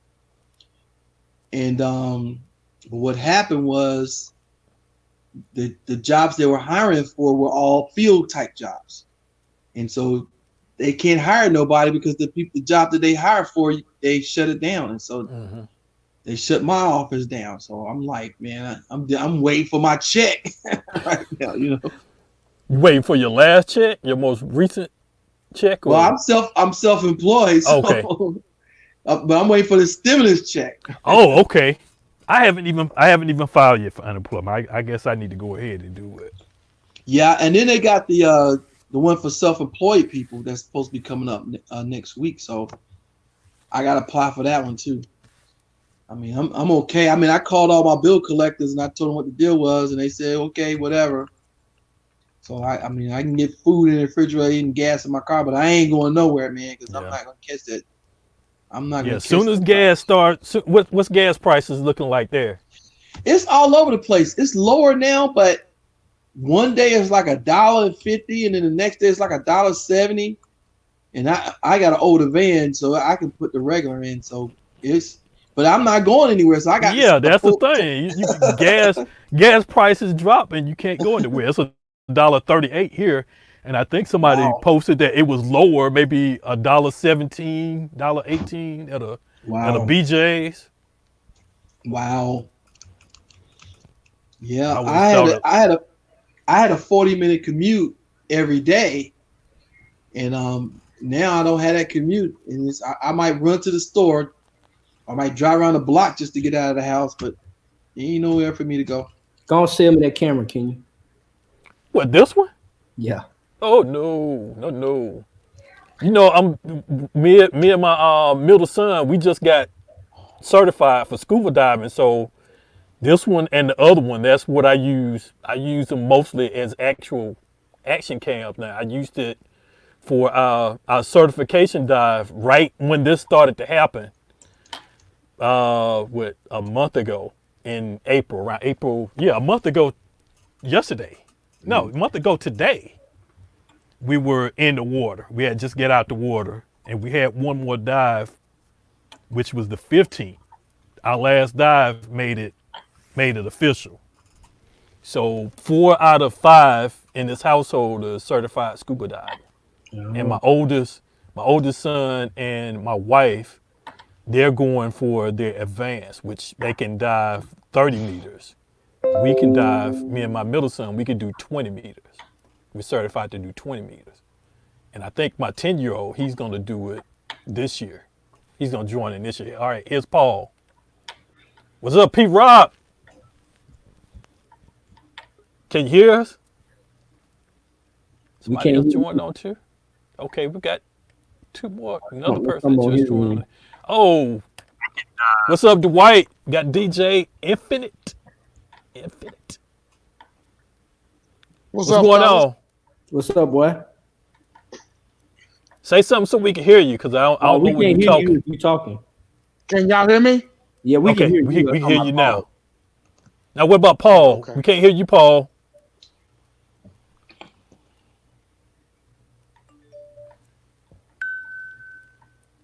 That Paul, no. Paul, we can't hear you. Yeah, I told him. What's Okay, going on, the kid? nothing. What's going on? Not mixing tonight. Oh man, I only mix on Mondays and Thursdays mostly. Okay, so you gotta set schedule, because some people, they just go live. I mean, it They seems like going every time I open up Facebook, I'm like, didn't you just go live 20 minutes 10 minutes ago? ago. My goodness. they doing too much with it, man. It's saturating where people are starting to phase out. So Like- do you think now that after, say, if this goes on for about another 2 more months, that a lot of guys are gonna get tired out with it and just I think they're gonna get tired out. But what I see happening is that I saw at first folks were doing it just to be doing it. mm-hmm. And like I put up a link when somebody said, throw your link up and we want to tip you something. So I didn't think nothing of it. I threw it up. But I've been seeing folks, like I asked one DJ and he was like, oh, I made like $600-700 off of it. So for some of them that DJ full time, it's their main source of income now. So on one hand, I get it. On the other hand, it's kind of like not really my thing, but I get it for them. You know what I'm saying? Because I'm an educator. I make a lot of money doing what I do as a coach and teacher. So me, if I throw it up on there as tips, if you want to give me something cool, you don't, cool. But I just see folks going live 2 and 3 times a day now. You're right. I see folks going live a lot. And folks are starting to get turned off by it. Because if you go live right now, they listen to you. You sound straight. They come back, listen to you in the evening. You sound like crap. 5 minutes. Like he said. Them coming back You to get the about 5 minutes. man. Yep. Travis just said it. You get about 5 minutes of my time. After 5 minutes, I'm like, okay, I can't do no more. And then after a while, them tips are gonna start. You may have got a whole bunch on the first couple Yeah. in tips, but then after a while, they'd be like, "Oh, he DJing again." Right. Nah, bro, I can't tip you now. Yeah, I My can't money tip is you low. now. So you actually lose your value. You know, that's why when Gary, like I said, Gary said it, he's like, just set up a time. That's why he only do Wednesday and Saturday. He's like, that's all. I'm on this on Thursdays now. So you're right. Yeah. So he's like, I'm just doing, Wednesday and Saturday, and I'm giving you 2 different looks on Wednesday and Saturday, because on Wednesday he doesn't do his videos, which I told him he should, but on Saturday he's holding all like he does the video DJing on him, and then with Jason, he has Jason with him on Saturday. So, it's giving his people something once a week to look forward to versus every day, every other day, every 2-3 hours. I'm like, man, but he said it. But I'm like, I like I said, and the thing is, I don't want nobody to think I'm knocking their hustle. I'm not. If that's what you want to do, you knock yourself out. I just feel that you're losing your power. You're losing your market power because, if I click on Facebook and then it says so-and-so has gone live, I'm like, dog, dude, I just saw you go live yesterday. And I'm like, I don't want to see you today. Even I don't care if you're doing a different genre. And then even though if I click on, like I said, I'm only going to give you 2 or 3 minutes. And I'm like, if you're not playing a jam that I want to hear immediately when I come on, then I'm automatically I'm scrolling. I'm going up on Facebook. I'm like, okay, all right, I'm done. I just think you're just losing your market power. But I don't want to knock nobody. Y'all do you. So I'm thinking a lot of the guys gonna get burned out after probably about 2 more months. With everybody doing it now, and I mean it's still consistent now. Some people are still doing it because they may not be getting as much. It's just like sales. If you don't continuously do it and try to build up to where you can make that same amount every time, once they start getting a lot less, they're gonna be like, okay, well, I'm burned out now. I'm not making what I made the first week. Right. Because that may have been their drive to get maybe like $200 for going live 5 times in 1 week. But then after maybe a couple weeks, they see that instead of going 5, when they go 5 days a week, they only getting $10, $20.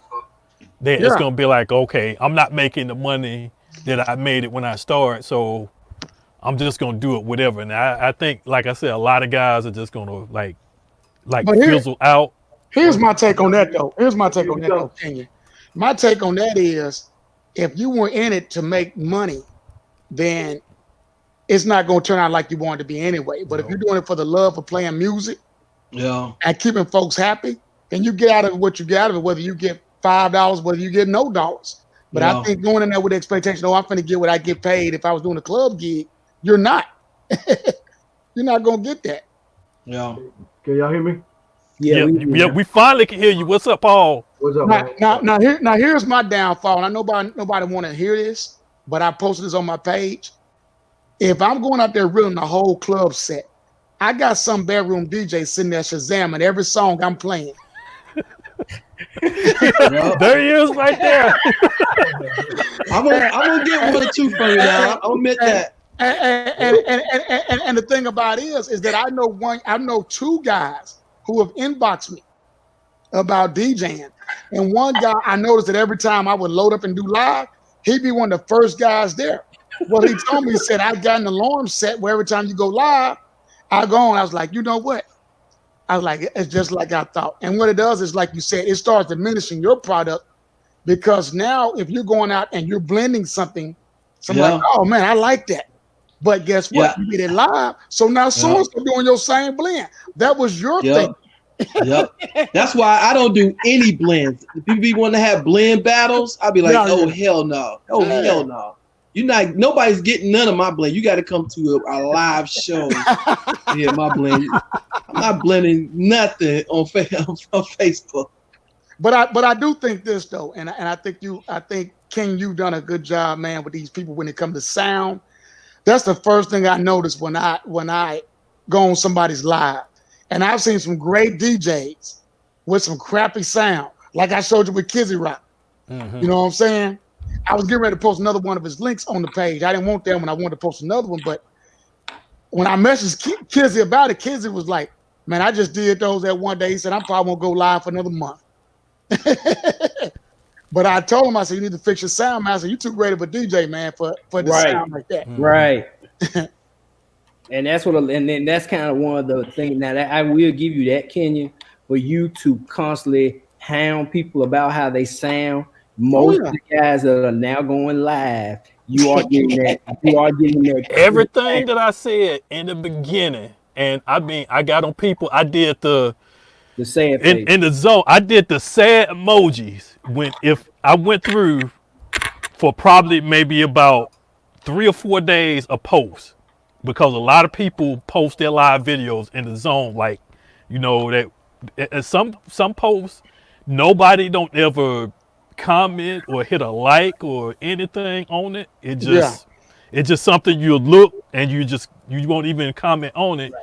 I come back if the audio sound bad, sad emoji. Go down to the next one, sad emoji. Then all of a sudden I know somebody, I can't remember who did it, but somebody said something about, you know, don't criticize the guys. They going live, let them go. I'm like, no, sound bad audio does not justify it, because the thing is, if this person was doing a live event, they wouldn't, the customers wouldn't want to hear bad audio. So they need to show that same respect that they would do for an event as for going live. It's just a little bit more than just jumping on and doing it, because the sound of being like it's like selfie sound. That's what it is. It's selfie sound. Yeah, it is. And I'm like, you could do better. And I know you got something in your closet, under your bed, in a bag somewhere that help you. And those first 2 weeks, actually that first week, I had at least maybe 1 or 2 people every day that hit me up. And out of all those people, Travis going in over there. when I went through and showed them, after I did that podcast, I still keep all the photos. I'm like, okay, do you have this cable? All right, good. We done. Use that. Okay, you don't have that cable. You got this. Okay, good. We done. Use that. That's for your audio. And that's what I worried about, the audio. I didn't worry about too much on the video, But now when I got back into OBS, I'm like, let's see if we can get you on OBS now. Then you have people that like, oh, Yeah. I don't have an extra computer. I'm like, how you a DJ and you don't have a backup computer? Yeah. But you know who the worst offenders are? The worst offenders are these so-called real DJs that use real turntables, that only use Serato, that know how to beat juggle. I mean, the so-called real DJs are the worst offenders with not using their sound properly. It's like they're the worst. You know, it's and I'm laughing. I'm like, dude, you're a world-renowned DJ. Right. I can't believe Premier, Giz, RZA. That was the worst. That was the worst. I was like, who did that? Like, what manager, what road manager didn't stop them two guys from doing that? Like, and then did you watch it from the very beginning? I didn't. What happened? 5 minutes. No, you should have saw from the very beginning. For the first beginning, Premier had probably played 10 minutes. RZA couldn't even get his sound working. He was there trying to figure out his sound while Premier kept playing jams. I'm like, okay, I'm just gonna do this while you get it worked out. I'm like, dude, he was smashing them in the beginning. But y'all know something. You going live to compete and you don't even have this right yet? No, not at all. I'm gonna tell y'all a secret though, man, and I'm sure you already know this, kid. They were wondering. Somebody asked me finally, and I had to inbox Life, and Life seen me do a live set through OBS with my turntables. The reason why you see me use my controller is because I don't need an iRig.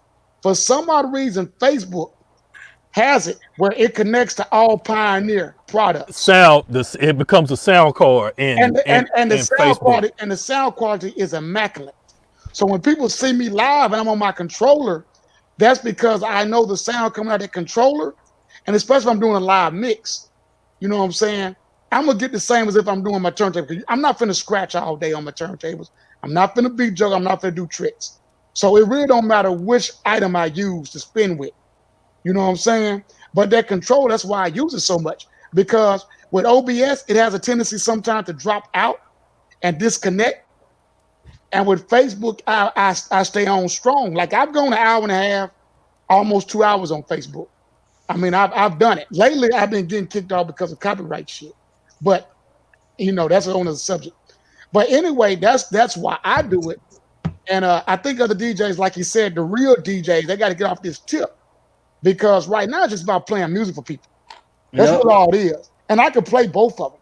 And I mean, you see the turntables. I got 2 sets of them. So it don't matter. But Life happened to catch me on the day I was using my turntables, and it would look like he was shocked that he didn't think they worked. You know what I'm saying? And I just said, man, I just pick which one I want to use. But I keep flip-flopping out to throw people off my scent like you. And that's my guy, but I'm just saying, I don't need to hear that. And I'm sitting up here making more than some of these DJs in the club every month. You know what I'm saying? But I'm taking the control in the club. I'm not taking no turntables in the club. Yep. You know what I'm saying? So I ain't gonna switch it up. As long as my sound good, that's what them folk paying attention to right now. Yeah. Now, are you using your controller as a mixer to pass through your turntables? Yeah, it's just the USB that the same one that's hooked up for Serato, it automatically has a drop-down menu. So if you look on where it says internal microphone on regular Facebook Yo live stream, it drops down a menu and you will see Pioneer. So for my Pioneer SX, my Pioneer XX1, SX2, and my SB, they all read. And I'm not sure. I don't think Rane works like that, because I've been listening to other guys with Rane mixers and their quality don't sound as strong. So I'm thinking this Pioneer specific.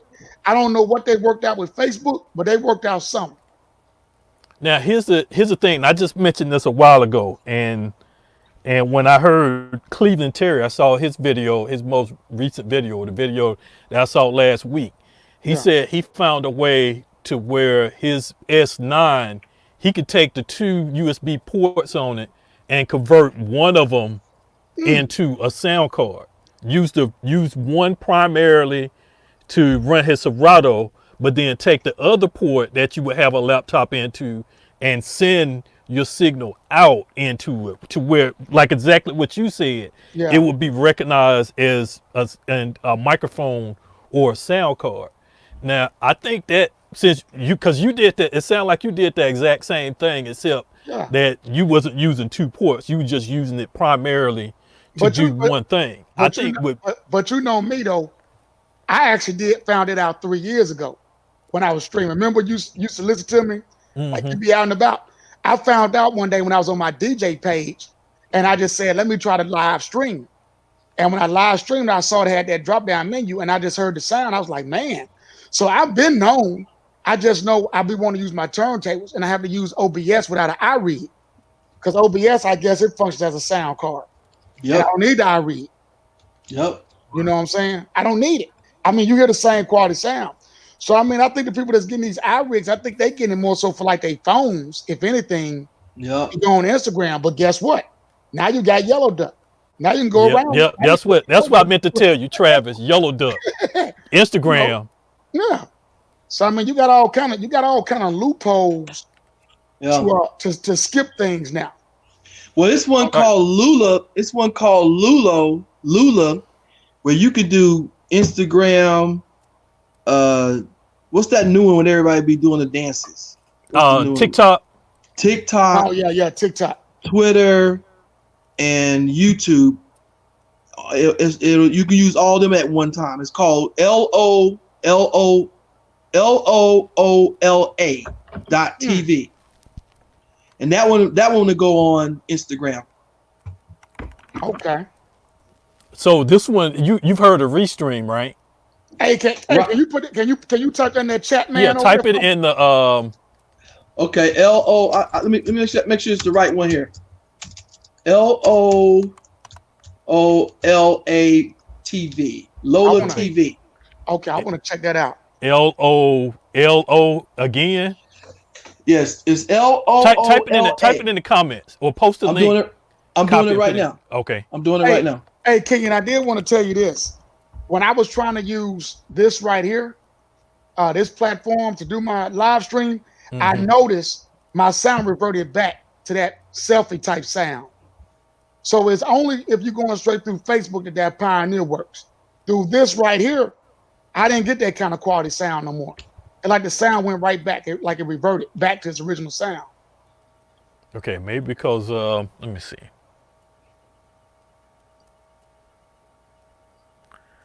That's you why- that's why I stopped wait, doing did you do the Pioneer as your microphone in StreamYard? Yes, That's what- I think so.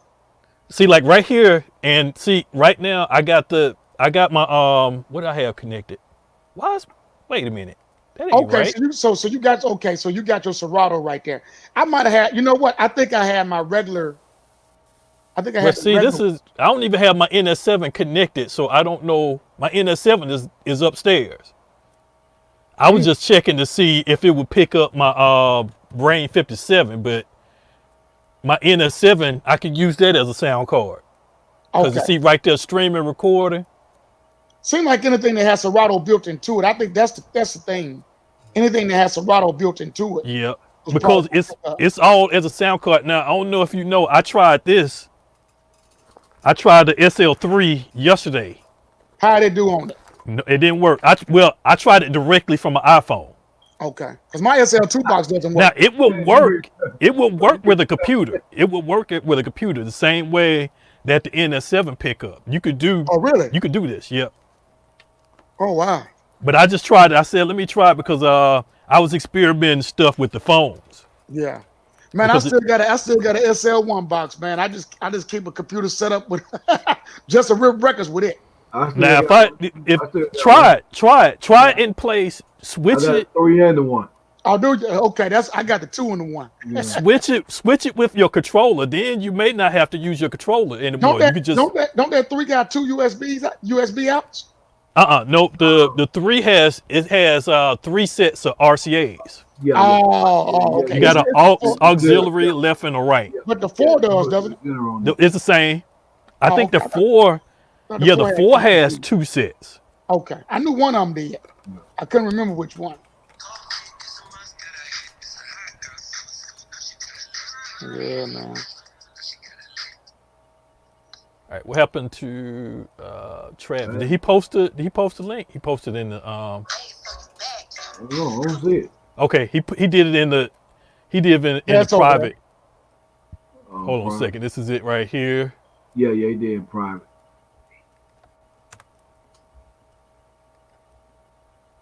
That's it right there. Lula. I'm gonna say this link. My memory getting bad, man. I had to put everything on Microsoft Word when I'm trying to save it.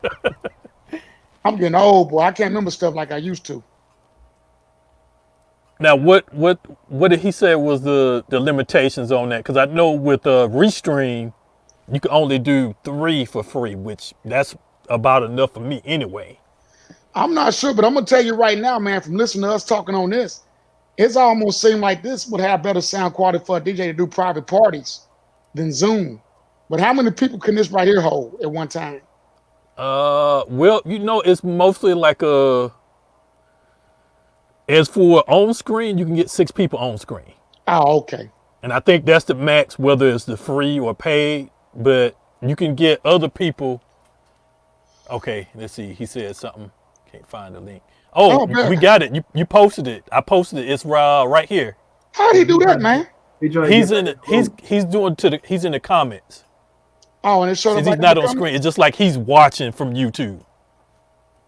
Oh, he's on the YouTube comments. Yeah, he's on the YouTube comments. Oh, I see now. Thomas, how you send me that link? Let me try. I want to see it. Can't find it. Oh, he needs the link to get back into the room. He need the link scroll up toward the top.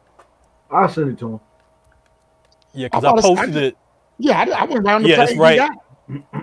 It's right here. So if he sees all the comments from the beginning, it should be like the second one.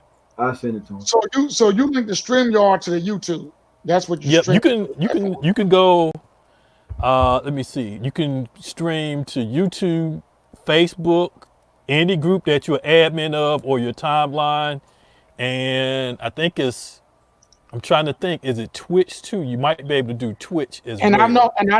I've noticed that like Genius, my frat brother Genius, DCast, those guys are going through Twitter to broadcast to Facebook.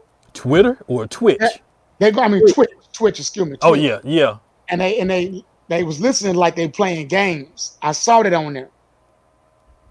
How they did that. You mean like the comments? Use Twitch, but do you stream your Twitch to Facebook Live? You can. Okay, you can share. You just share it, right? No, right. They doing it where it pops up like they actually streaming through Facebook. How they doing it? When you see, that's what Twitch is just like StreamYard. Oh, see, Twitch is in the program for virtual DJ. Okay. Because me and Genius, we use virtual DJ. So Twitch is in. When it asks, do we want to go live? It's like, do we want to go live via Twitch? Yeah. And then we go live via Twitch, and then we go to Facebook. Now, I did Periscope one day. I just let my sister run, man. I went 3 hours on Periscope with no problems. I had to shut it down. I think Periscope doesn't have any limitations like everybody else. And my sound was clear, man. It just, folks got to go straight to the link, man, and go to the chat. It's not like you can post it on Facebook. I think that's the catch right now. Everybody wants to post a link on Facebook. Yeah, because that's where all the eyes are. Yeah. Either Facebook or Instagram. Now you can't do video on Twitter, can you? Can you do Twitter videos? I don't tweet a whole lot. So Periscope is a partner of Twitter. It's a part of Twitter. So even when you log on Periscope, you linking your Twitter automatically to it. Yeah, what people don't understand about Periscope is that you got to have a Twitter list. So when you go to Periscope Live, your Twitter list gets notified, and that's really where your audience is, your Twitter audience. And what people are trying to do, they're trying to bring their Facebook audience into Periscope, but Facebook and Twitter are not fans of one another. They're not trying to connect. They're enemies. They're sworn enemies.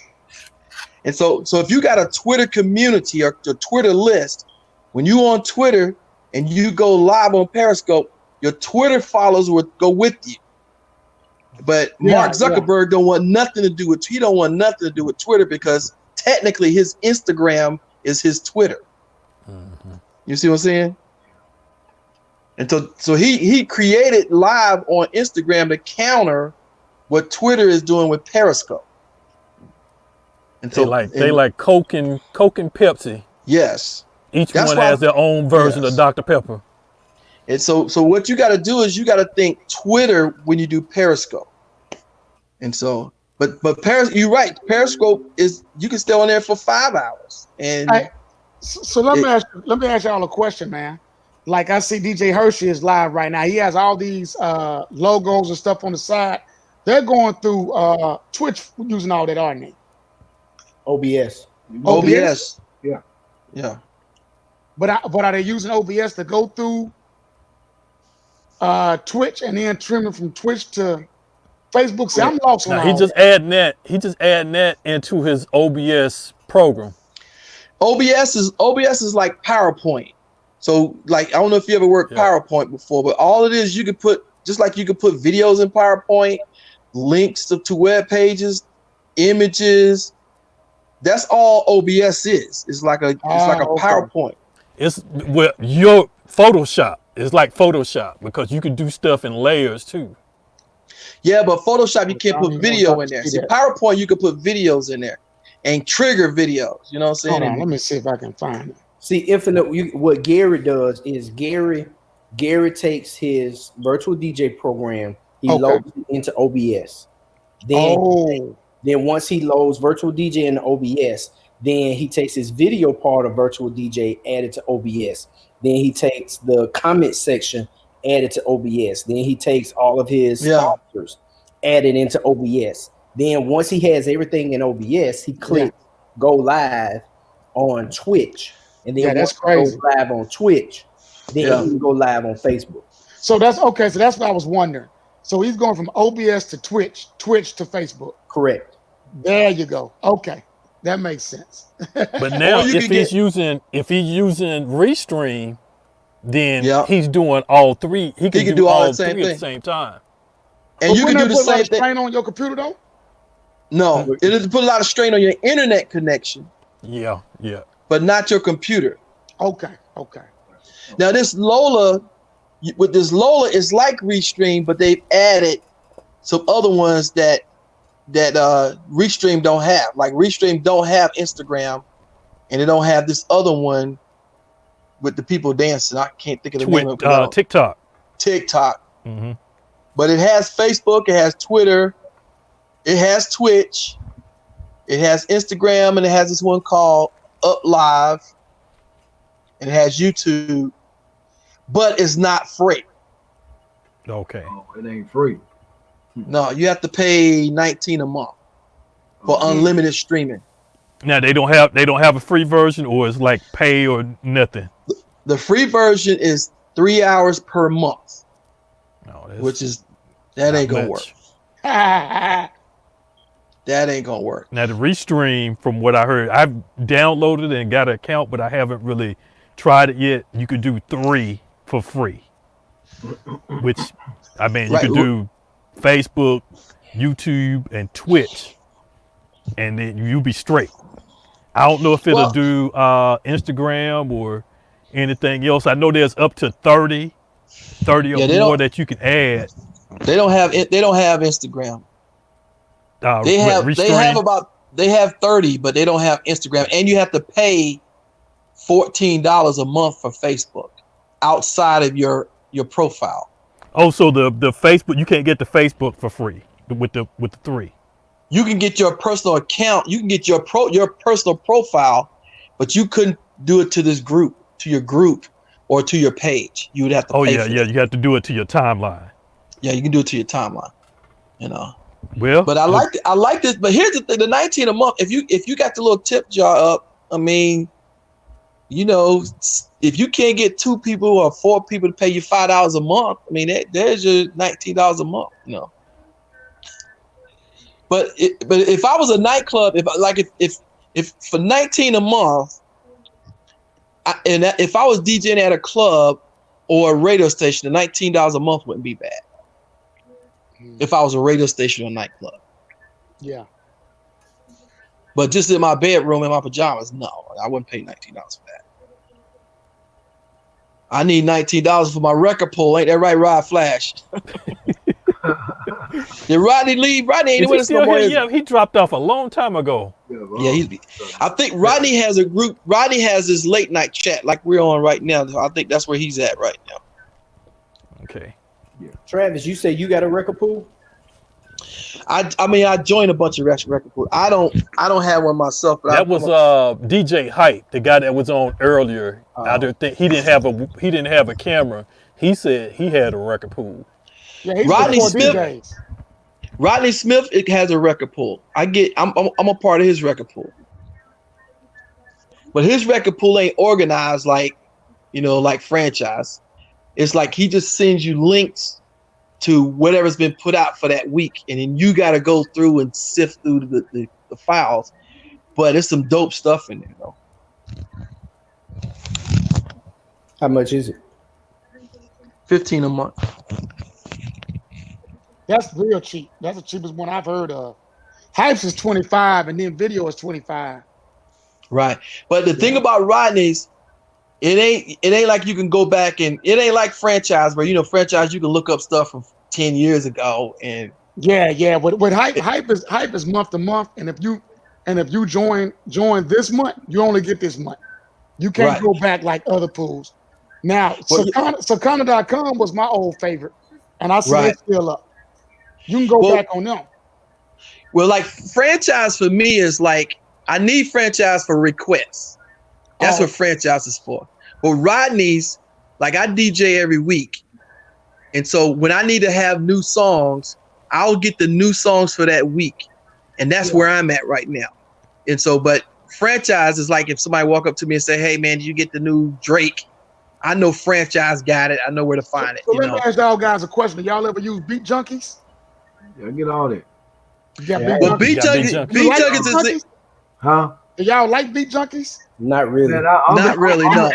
Hey, I'm the one that's on the blog, man. I didn't even know there was that many DJ pools out there. You remember the one wow. that There's a bunch of Thomas? Huh? Say that? Thomas, you remember the one I hook you up with? Right, That's on the blog. right. That's the one I still do. That I get I get every rocket pool on there. I pay $24 a month. But the only thing is like the only thing I don't like about the one that Paul was on is that the guy he'll have the same song in 15 different pools. So Yeah. You have to download different pools from different record things. You know, because all of them get the same music. Yeah, that's the downside of those kind of pools is that you got to go like in the record store back in the day. You got to go look through every record to find a hit. Everything I right, go through there and find what I want, but I just download all of it. Then I go back to go in there and separate it from now. But Yeah, I you got to get go all through the and separate. videos, give you all the videos and everything. I get everything. I get all the rocket pools. Yeah, because Can't when I beat was that.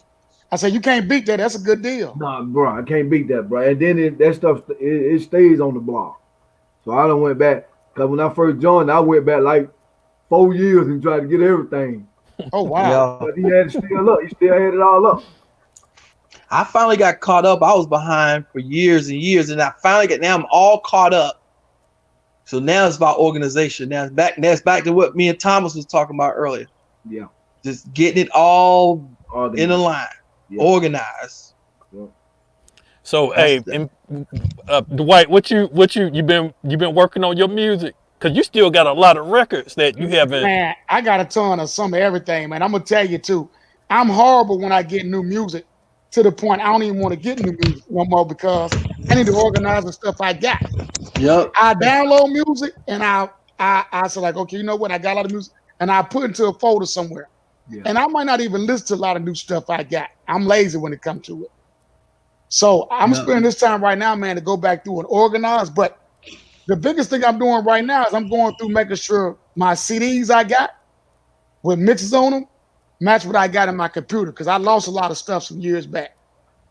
So I'm having to go back and make sure a lot of that stuff match. And then once I do it, I'm just pretty much almost throwing the CD out, man, once I do it, once I'm through with them. I'm digitizing everything.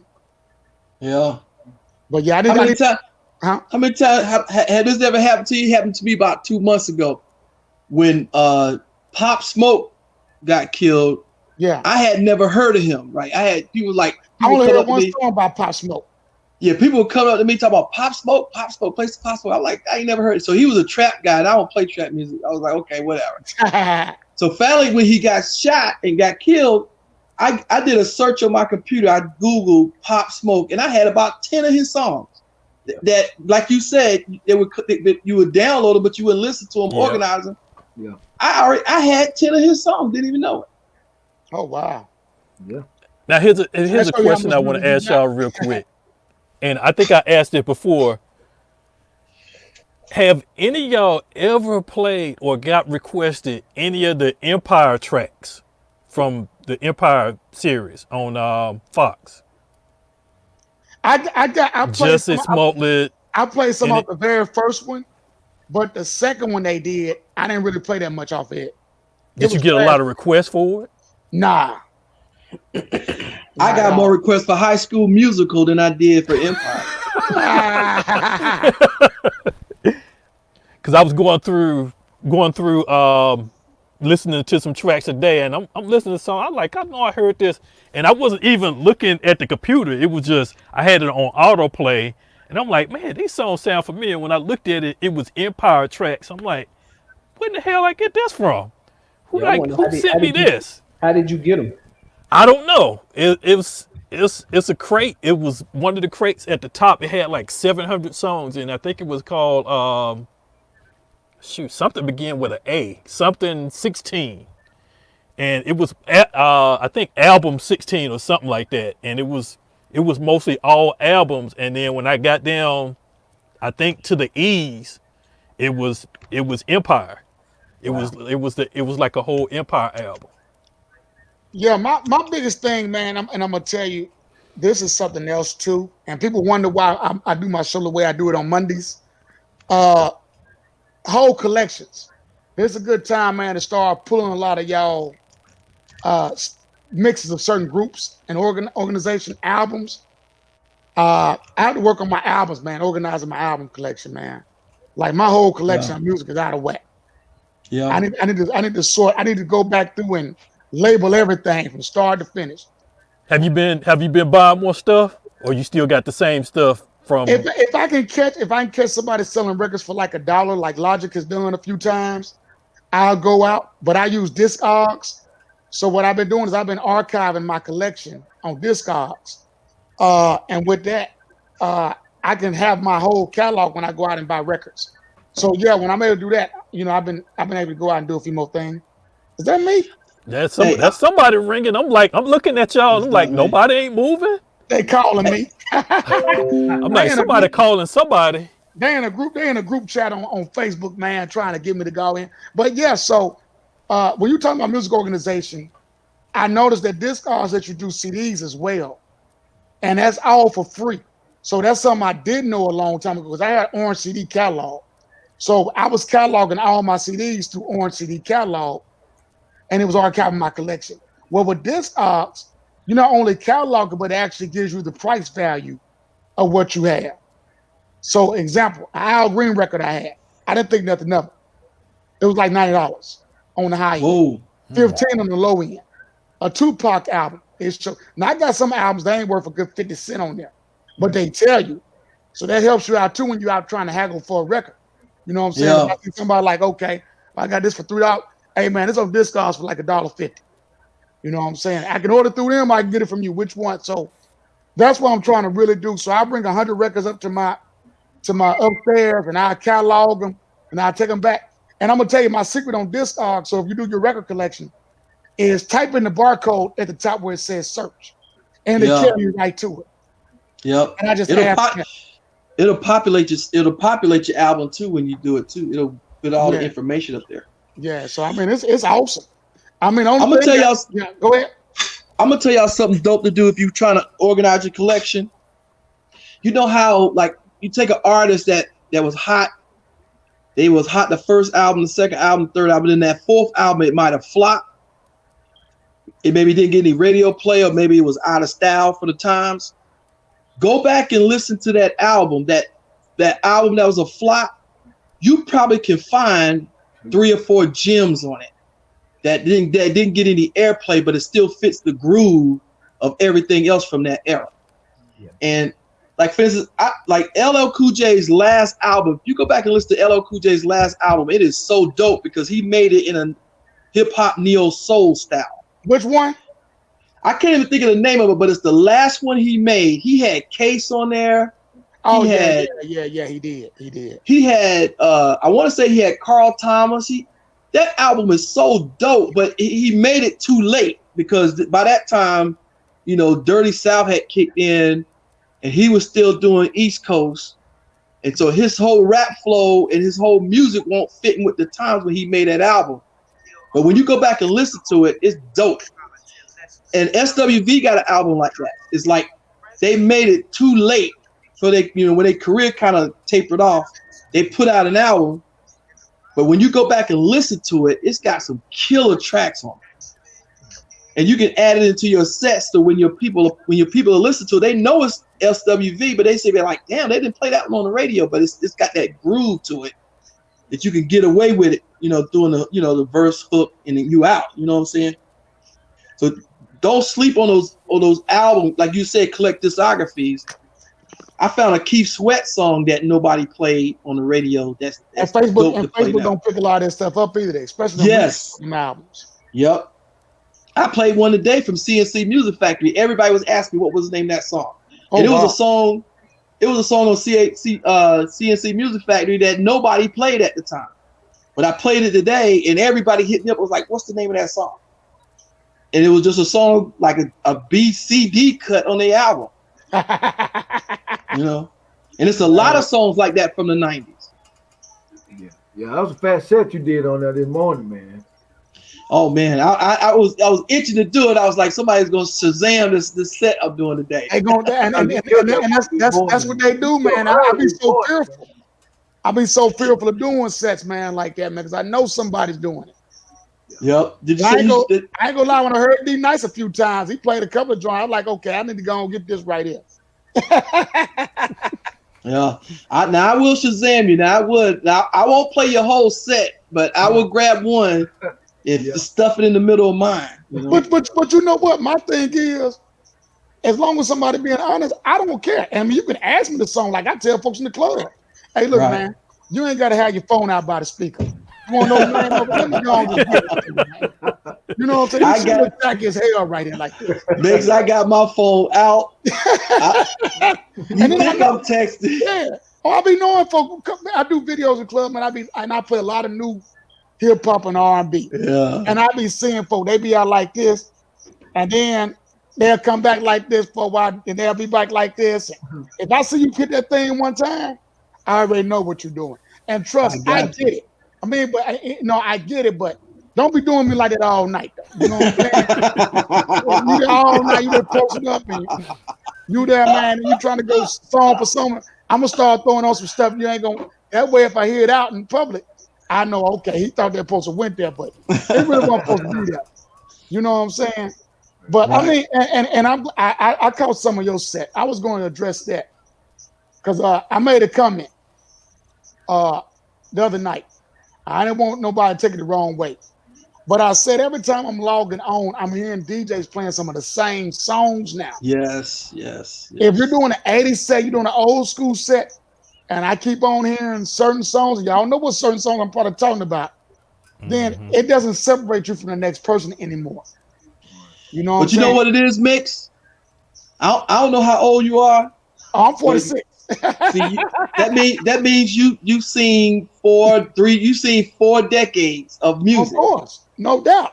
Some of these DJs ain't seen but 1 or 2 decades. Yeah. They hadn't lived through the 80s or 90s. They know they just heard that the 90s was dope. I was too old for the 90s. I'm 55.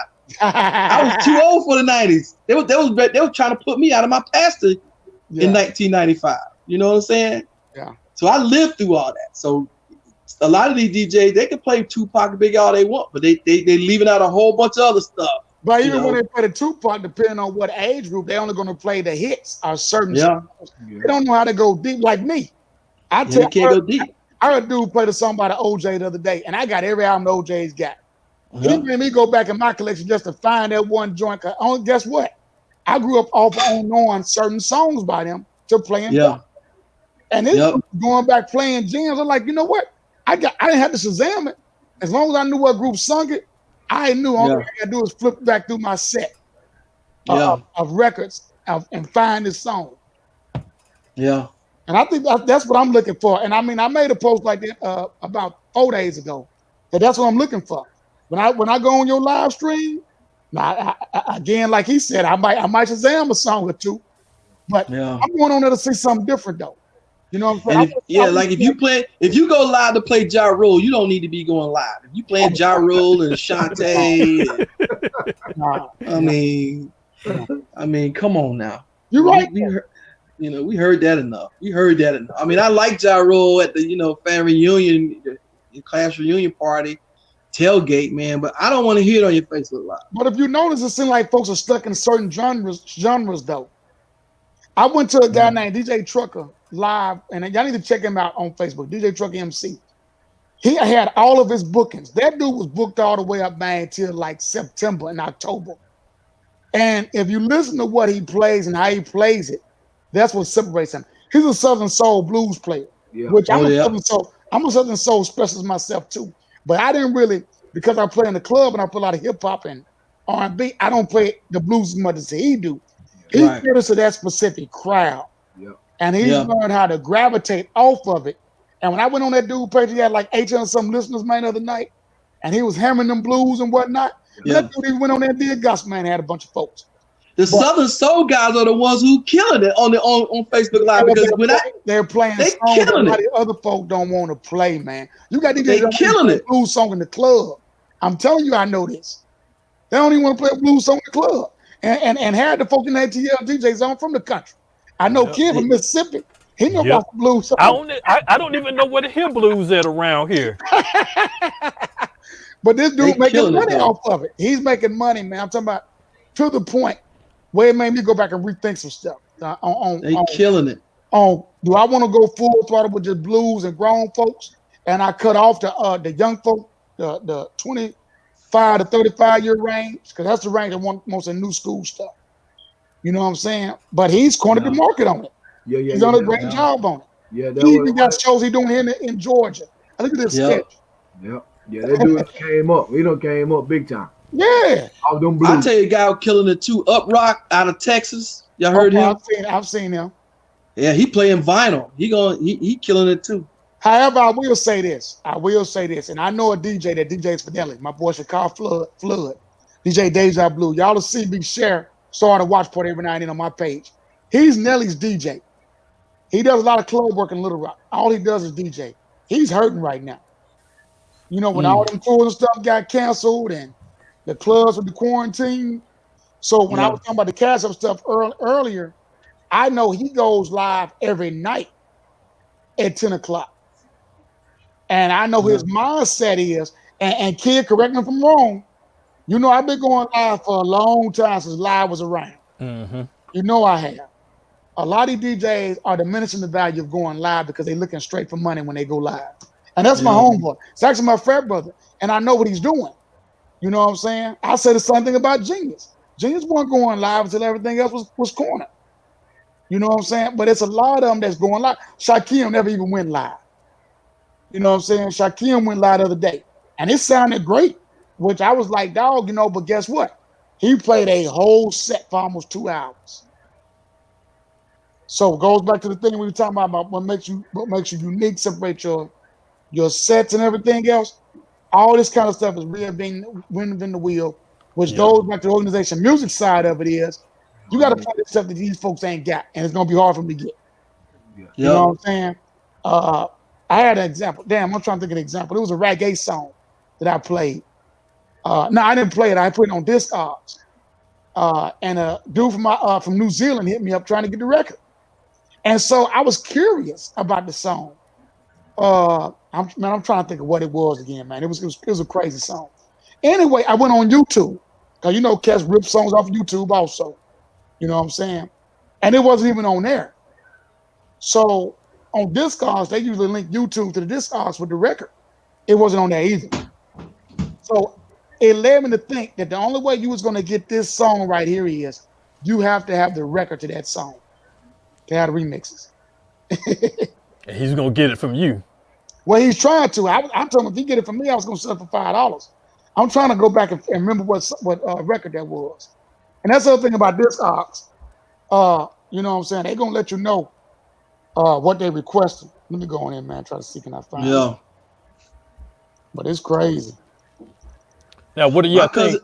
What y'all think is gonna look like in the next 5 to 6 months with live streaming? You think it's gonna fizzle out, or is people gonna be consistent with it, or I think somebody said it earlier, man, best. The more you go live, the more you're diminishing yourself, and folks want to check you out live. That's my thought process, and that's why I've scaled back even myself. now what about these other opportunities that you're seeing a lot of people do, like doing virtual parties and events and stuff like I had that? a woman ask me to do one for her, man. I told her, I said it'd be $50 an hour. I said I'm knocking $25 off, and I said I'd do at least 2 hours. So she had to pay me $100. She told me she wanted me to do it, and I said, well, how y'all gonna do it? She said, well, we'll be on Zoom or something, and whatever link you post, we'll just listen. Now, here's a downside to that, and it's only because I know the lady, and it's only gonna be for the Zoom people. I'm gonna stream on Periscope instead of Facebook, and I'm gonna share it to that party only. But you have to be very careful that somebody ain't sitting up there shazamming your whole set like that as well.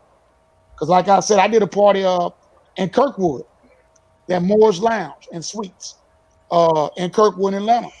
Dude asked me after I played there a couple times, he said, you got a couple of CDs you can sell me? Because he wanted me to DJ for $150. He paid me $250 the first time. Second time he wanted me to pay for $150. Then I said I didn't want to do it that low. He said, well, you got a few CDs. You can sell me. No. So now you trying to cut me out. Now, what I you would got to not do start that. doing, talking over and doing a lot of drops. Right. Start putting your brand all over it. Yeah. Yeah. Put your You gonna try drop. to cut me out. Or do it on a private link. I don't know if you can do Twitch on private to where you have it private to a specific group of people instead of having it going public to where everybody could get it. But other than that, I just said just put your brand, just stamp your brand all over it. Yeah, that's what you gotta do with it. Yeah, I can't even find this thing, man. This dude, man, he done blew me up about this certain song, man. But yeah, man, some stuff is hard to get to. Now I'm gonna tell you, Thomas and Paul, this is what I talked to Gary about a week ago. Me and him had a private chat, and me and him think alike. A lot of the stuff that he's doing, I'm like, okay, He's see off the it. chain when it comes to technology. He's out there. Yeah. And Yeah. so me and him had a talk, and this was after he did the teachers event. You know, he had the Teacher the thing. Boy. yeah, with was it South Fulton or just whole Fulton County Schools? Oh yeah. He did the party with the whole Fulton County schools. I don't know how many schools it was, but it was with the teachers. And he said that he got asked to do a virtual prom, or something came up about a virtual prom, and he was thinking about how to go by doing it. And I was thinking about how could you do a virtual prom, because the most important thing is the kids need to be interact. It wouldn't be the same if they was just doing Zoom or whatever. I mean, kids probably don't dance anyway together, but you know that wouldn't make a difference. I mean, you could just do it as a party, but it wouldn't feel the same as a real prom, especially you got them to dress up just to see each other on camera. Yeah. That'd be real out of the way. That'd be really too much. So me and him was thinking about how somebody would go by doing that if asked. But you just do it as a regular virtual party where you have It's crazy, Zoom man. or- And I don't know if you just saw G Knight's post. G Knight said he's seen somebody go live using TikTok. like, That's crazy. now is TikTok, is it a full where you can do full videos, or is it just short bursts of videos? I'm not sure, but I'm gonna tell you something else. It goes back to what DJ Ghost did a poll today on her page on whether people want to see a face while hearing the music. Does the music have to be live? Because I had one DJ friend, he recorded his whole set and then streamed that live. Him doing a pre-recorded set so he wouldn't drop. And his whole set played out. And I thought he was actually on spinning. But he was like, this is a pre-recorded set I did already. He said, I just now streamed it on Facebook. He said I did it on OBS and loaded it up. So I think it's all kind of avenues, man. But this is where you come in at, kid, man. You're a specialist when it comes to technology. You got me. I've been thinking about it ever since. I just can't figure out how you would be able to do. Zoom is out the question, but I'm seeing something with this right here, the StreamYard. I'm seeing something with it. Yeah, a lot of people don't know what this can do. Yeah, And I'm trying to get more. I mean, I got it now. I got it integrated. My family, we have our own Facebook page. I got it integrated. Like if I need to make an announcement or something, instead of calling, I just get on StreamYard and tell everybody, hey, I need y'all to check this out. Got an announcement, blah blah blah. What's going on, or whatever.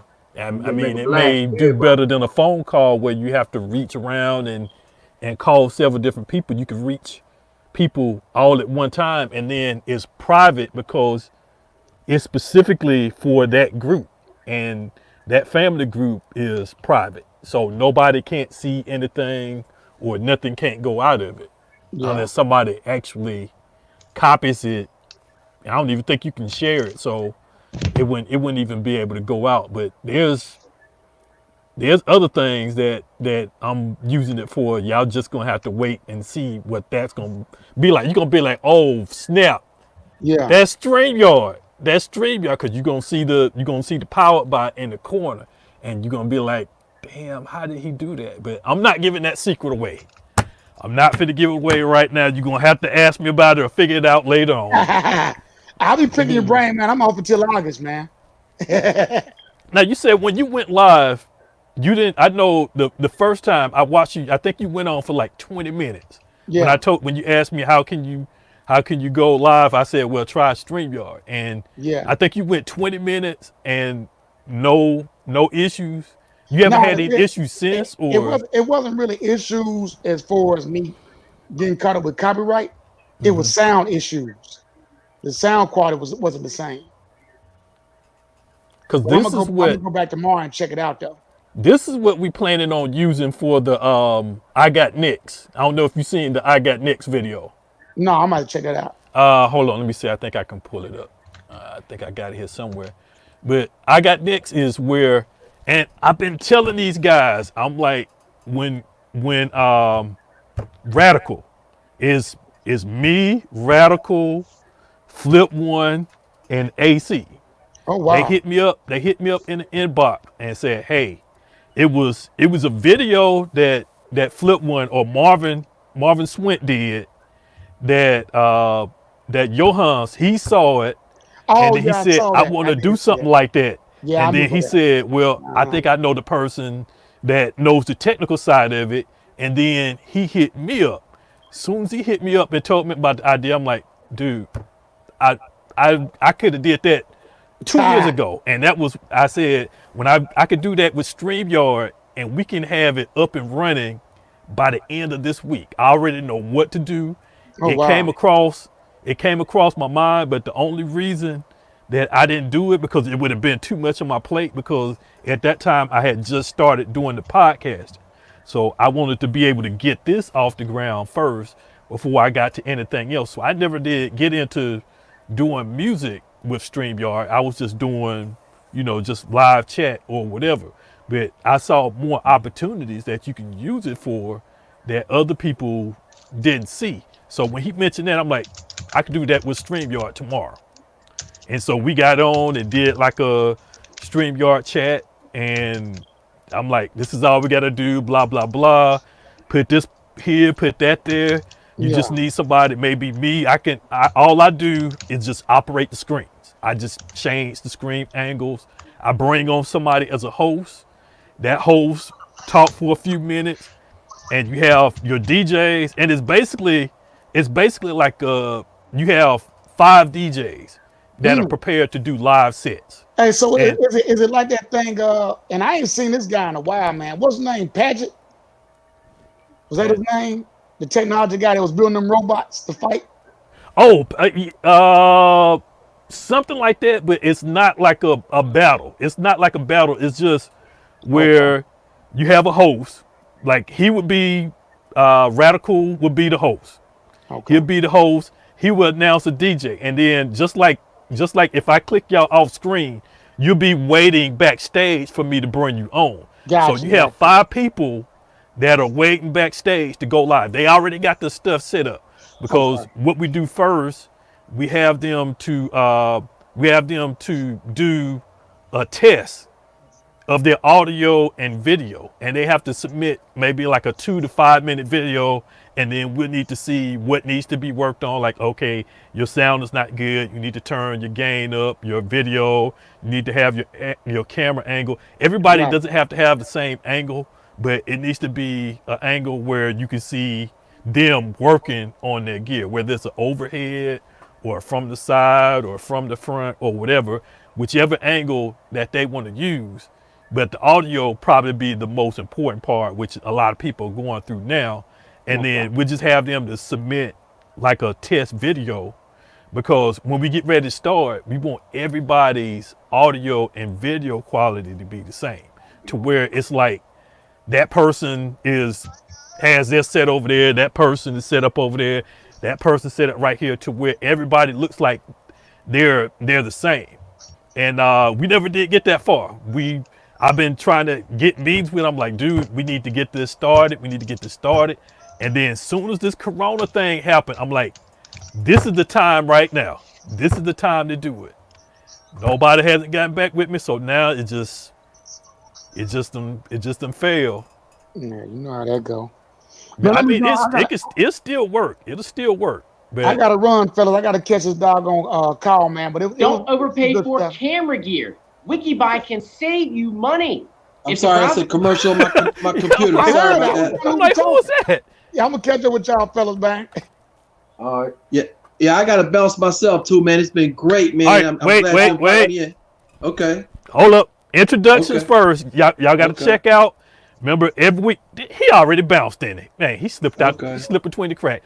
All right, Travis, you finna go. I'm finna go ahead and let you take the screen while I pull this video up.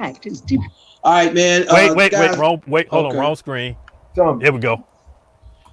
All right, hey guys, thank you guys very much for letting me spend this time with you, man. I wish I could sit up all night, but I sat up all last night. I'm about to fall asleep, but anyway, I go live on Friday from 7 to 10 for my radio show here in Raleigh, Durham, 90.7 FM from 7 to 10. And man, I learn something new every night. And I'm like, we not only are we entertainers, but we also are scientists. And so this is a part of our science work. And so hopefully we can take this DJ game to the next level. Appreciate the time, man. Hit me up if you got any questions or concerns, thoughts, ideas. Man, thank you guys for giving me this time, all right? Peace. All right, hold on. Let me check out this video real quick. This is the video. Okay. I guess it's gonna play. Let me take it off. I guess it's off mute.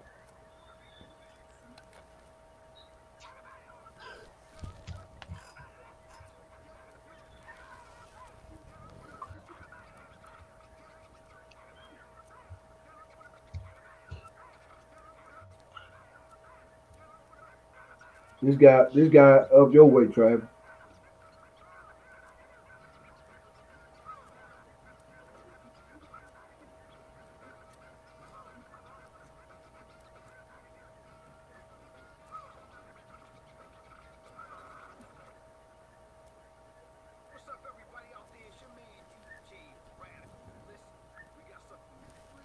Oh yeah, what's his name? What city in? He's out of Charlotte, ain't he? Well, if he's in Charlotte, he's a couple of hours from me. Yeah, I know. I was just saying he in your state. He up here. Oh, okay. I can't hear it though. Can't hear it. No, I'm not hearing nothing. Why is the audio not coming through? Yeah, it's kind of low. Can anybody hear it? Nobody can't hear it. Nah. Okay, why is audio? We not hearing coming that. See, we're hearing that conversation.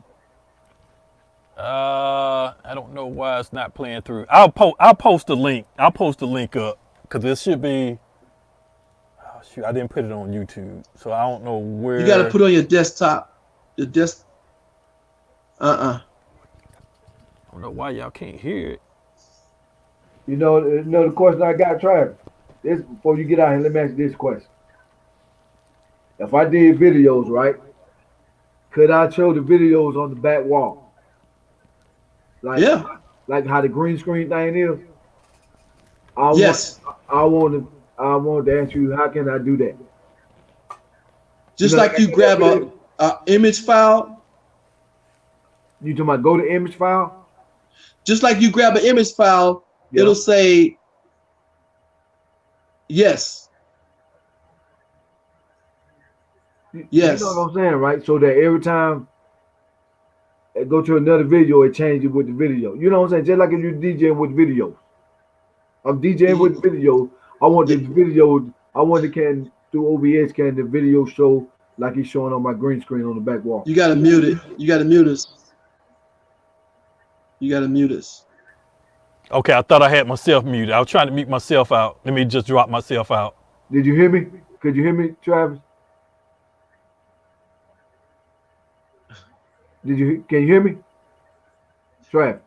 Don't say nothing. Don't say nothing. Okay. Till you okay. fix it. Okay. Okay, you can't hear him. I just took myself out. I was hearing both of us. All right. Okay, now we were talking right now. All right. Ask your question again. Okay, I was saying, say I want to DJ with the videos, right? Yes.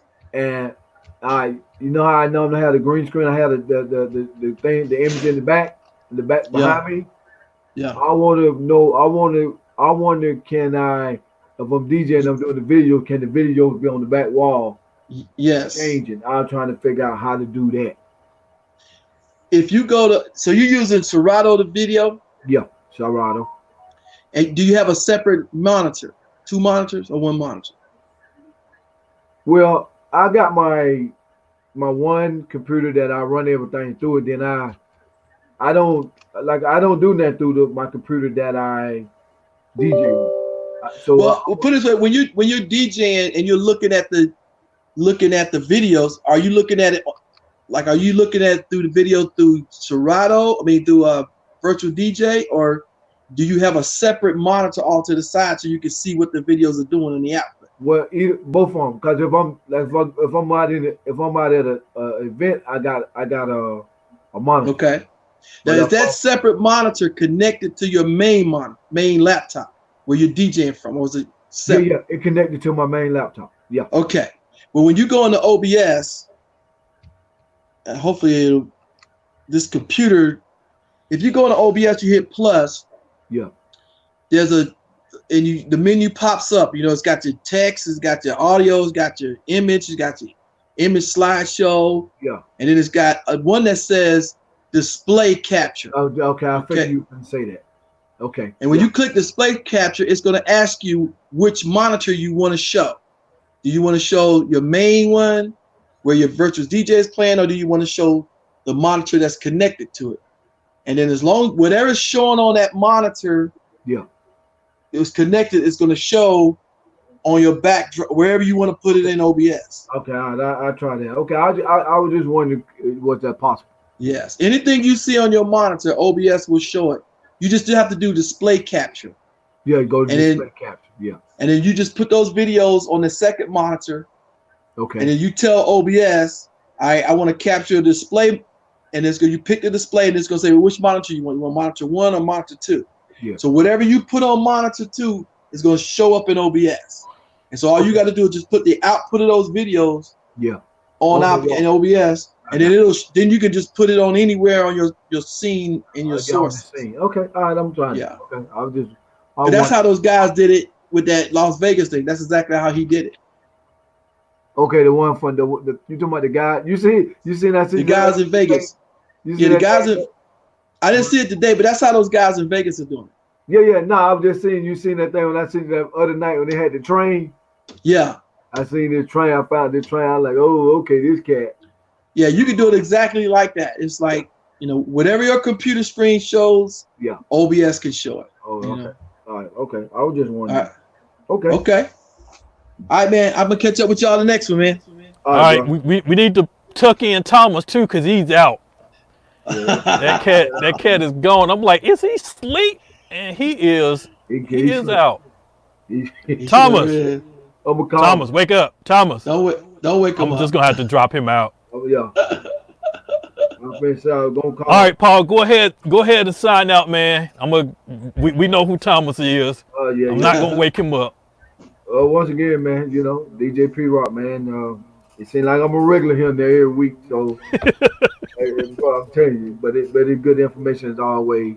Same thing. Find me on all the social media, Facebook, Twitter, Instagram, DJ P Rock. With that said, another week, we'll figure out something new to do. And thanks again for allowing me to be a part of this group, bro. Work. All right, no problem. Hey, I need to see. I heard that you got a new background. I haven't seen you. I haven't seen your newest one yet. Oh, you ain't seen Sunday? No. Something with mountains or clouds or something like that. Yeah, I had like some water, so I had grab one of them other videos, grab one of those motion things, the graphic motion. Yep, I got this one right here. I'm playing with right now. Yeah. There go See if I Tom. can.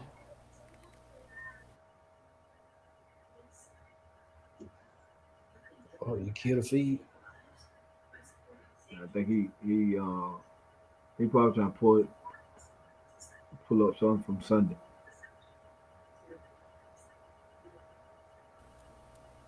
Okay, I had too much running. I don't even think I can share my screen now. Yeah, but yeah, it's I was just using the green screen thing again. Let's see if it's gonna come up. Yep. I ain't used that one. Nah, I had that one, but I ain't used that one.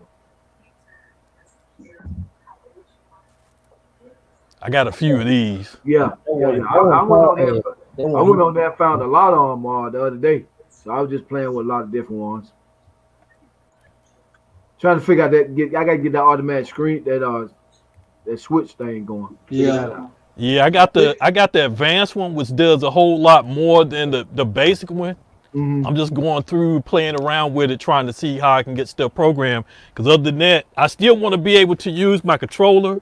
Yeah. To where if I want a specific scene, I can just hit it in. But mostly everything I want to be automatic, so I won't have to worry about it. Thomas, go to bed. Yeah, man. I gotta figure out how to really do that screen switching, man. Get that down pat. All right, guys. Well, thank y'all for tuning in. 3 hours and 20 minutes on. Catch y'all again next week.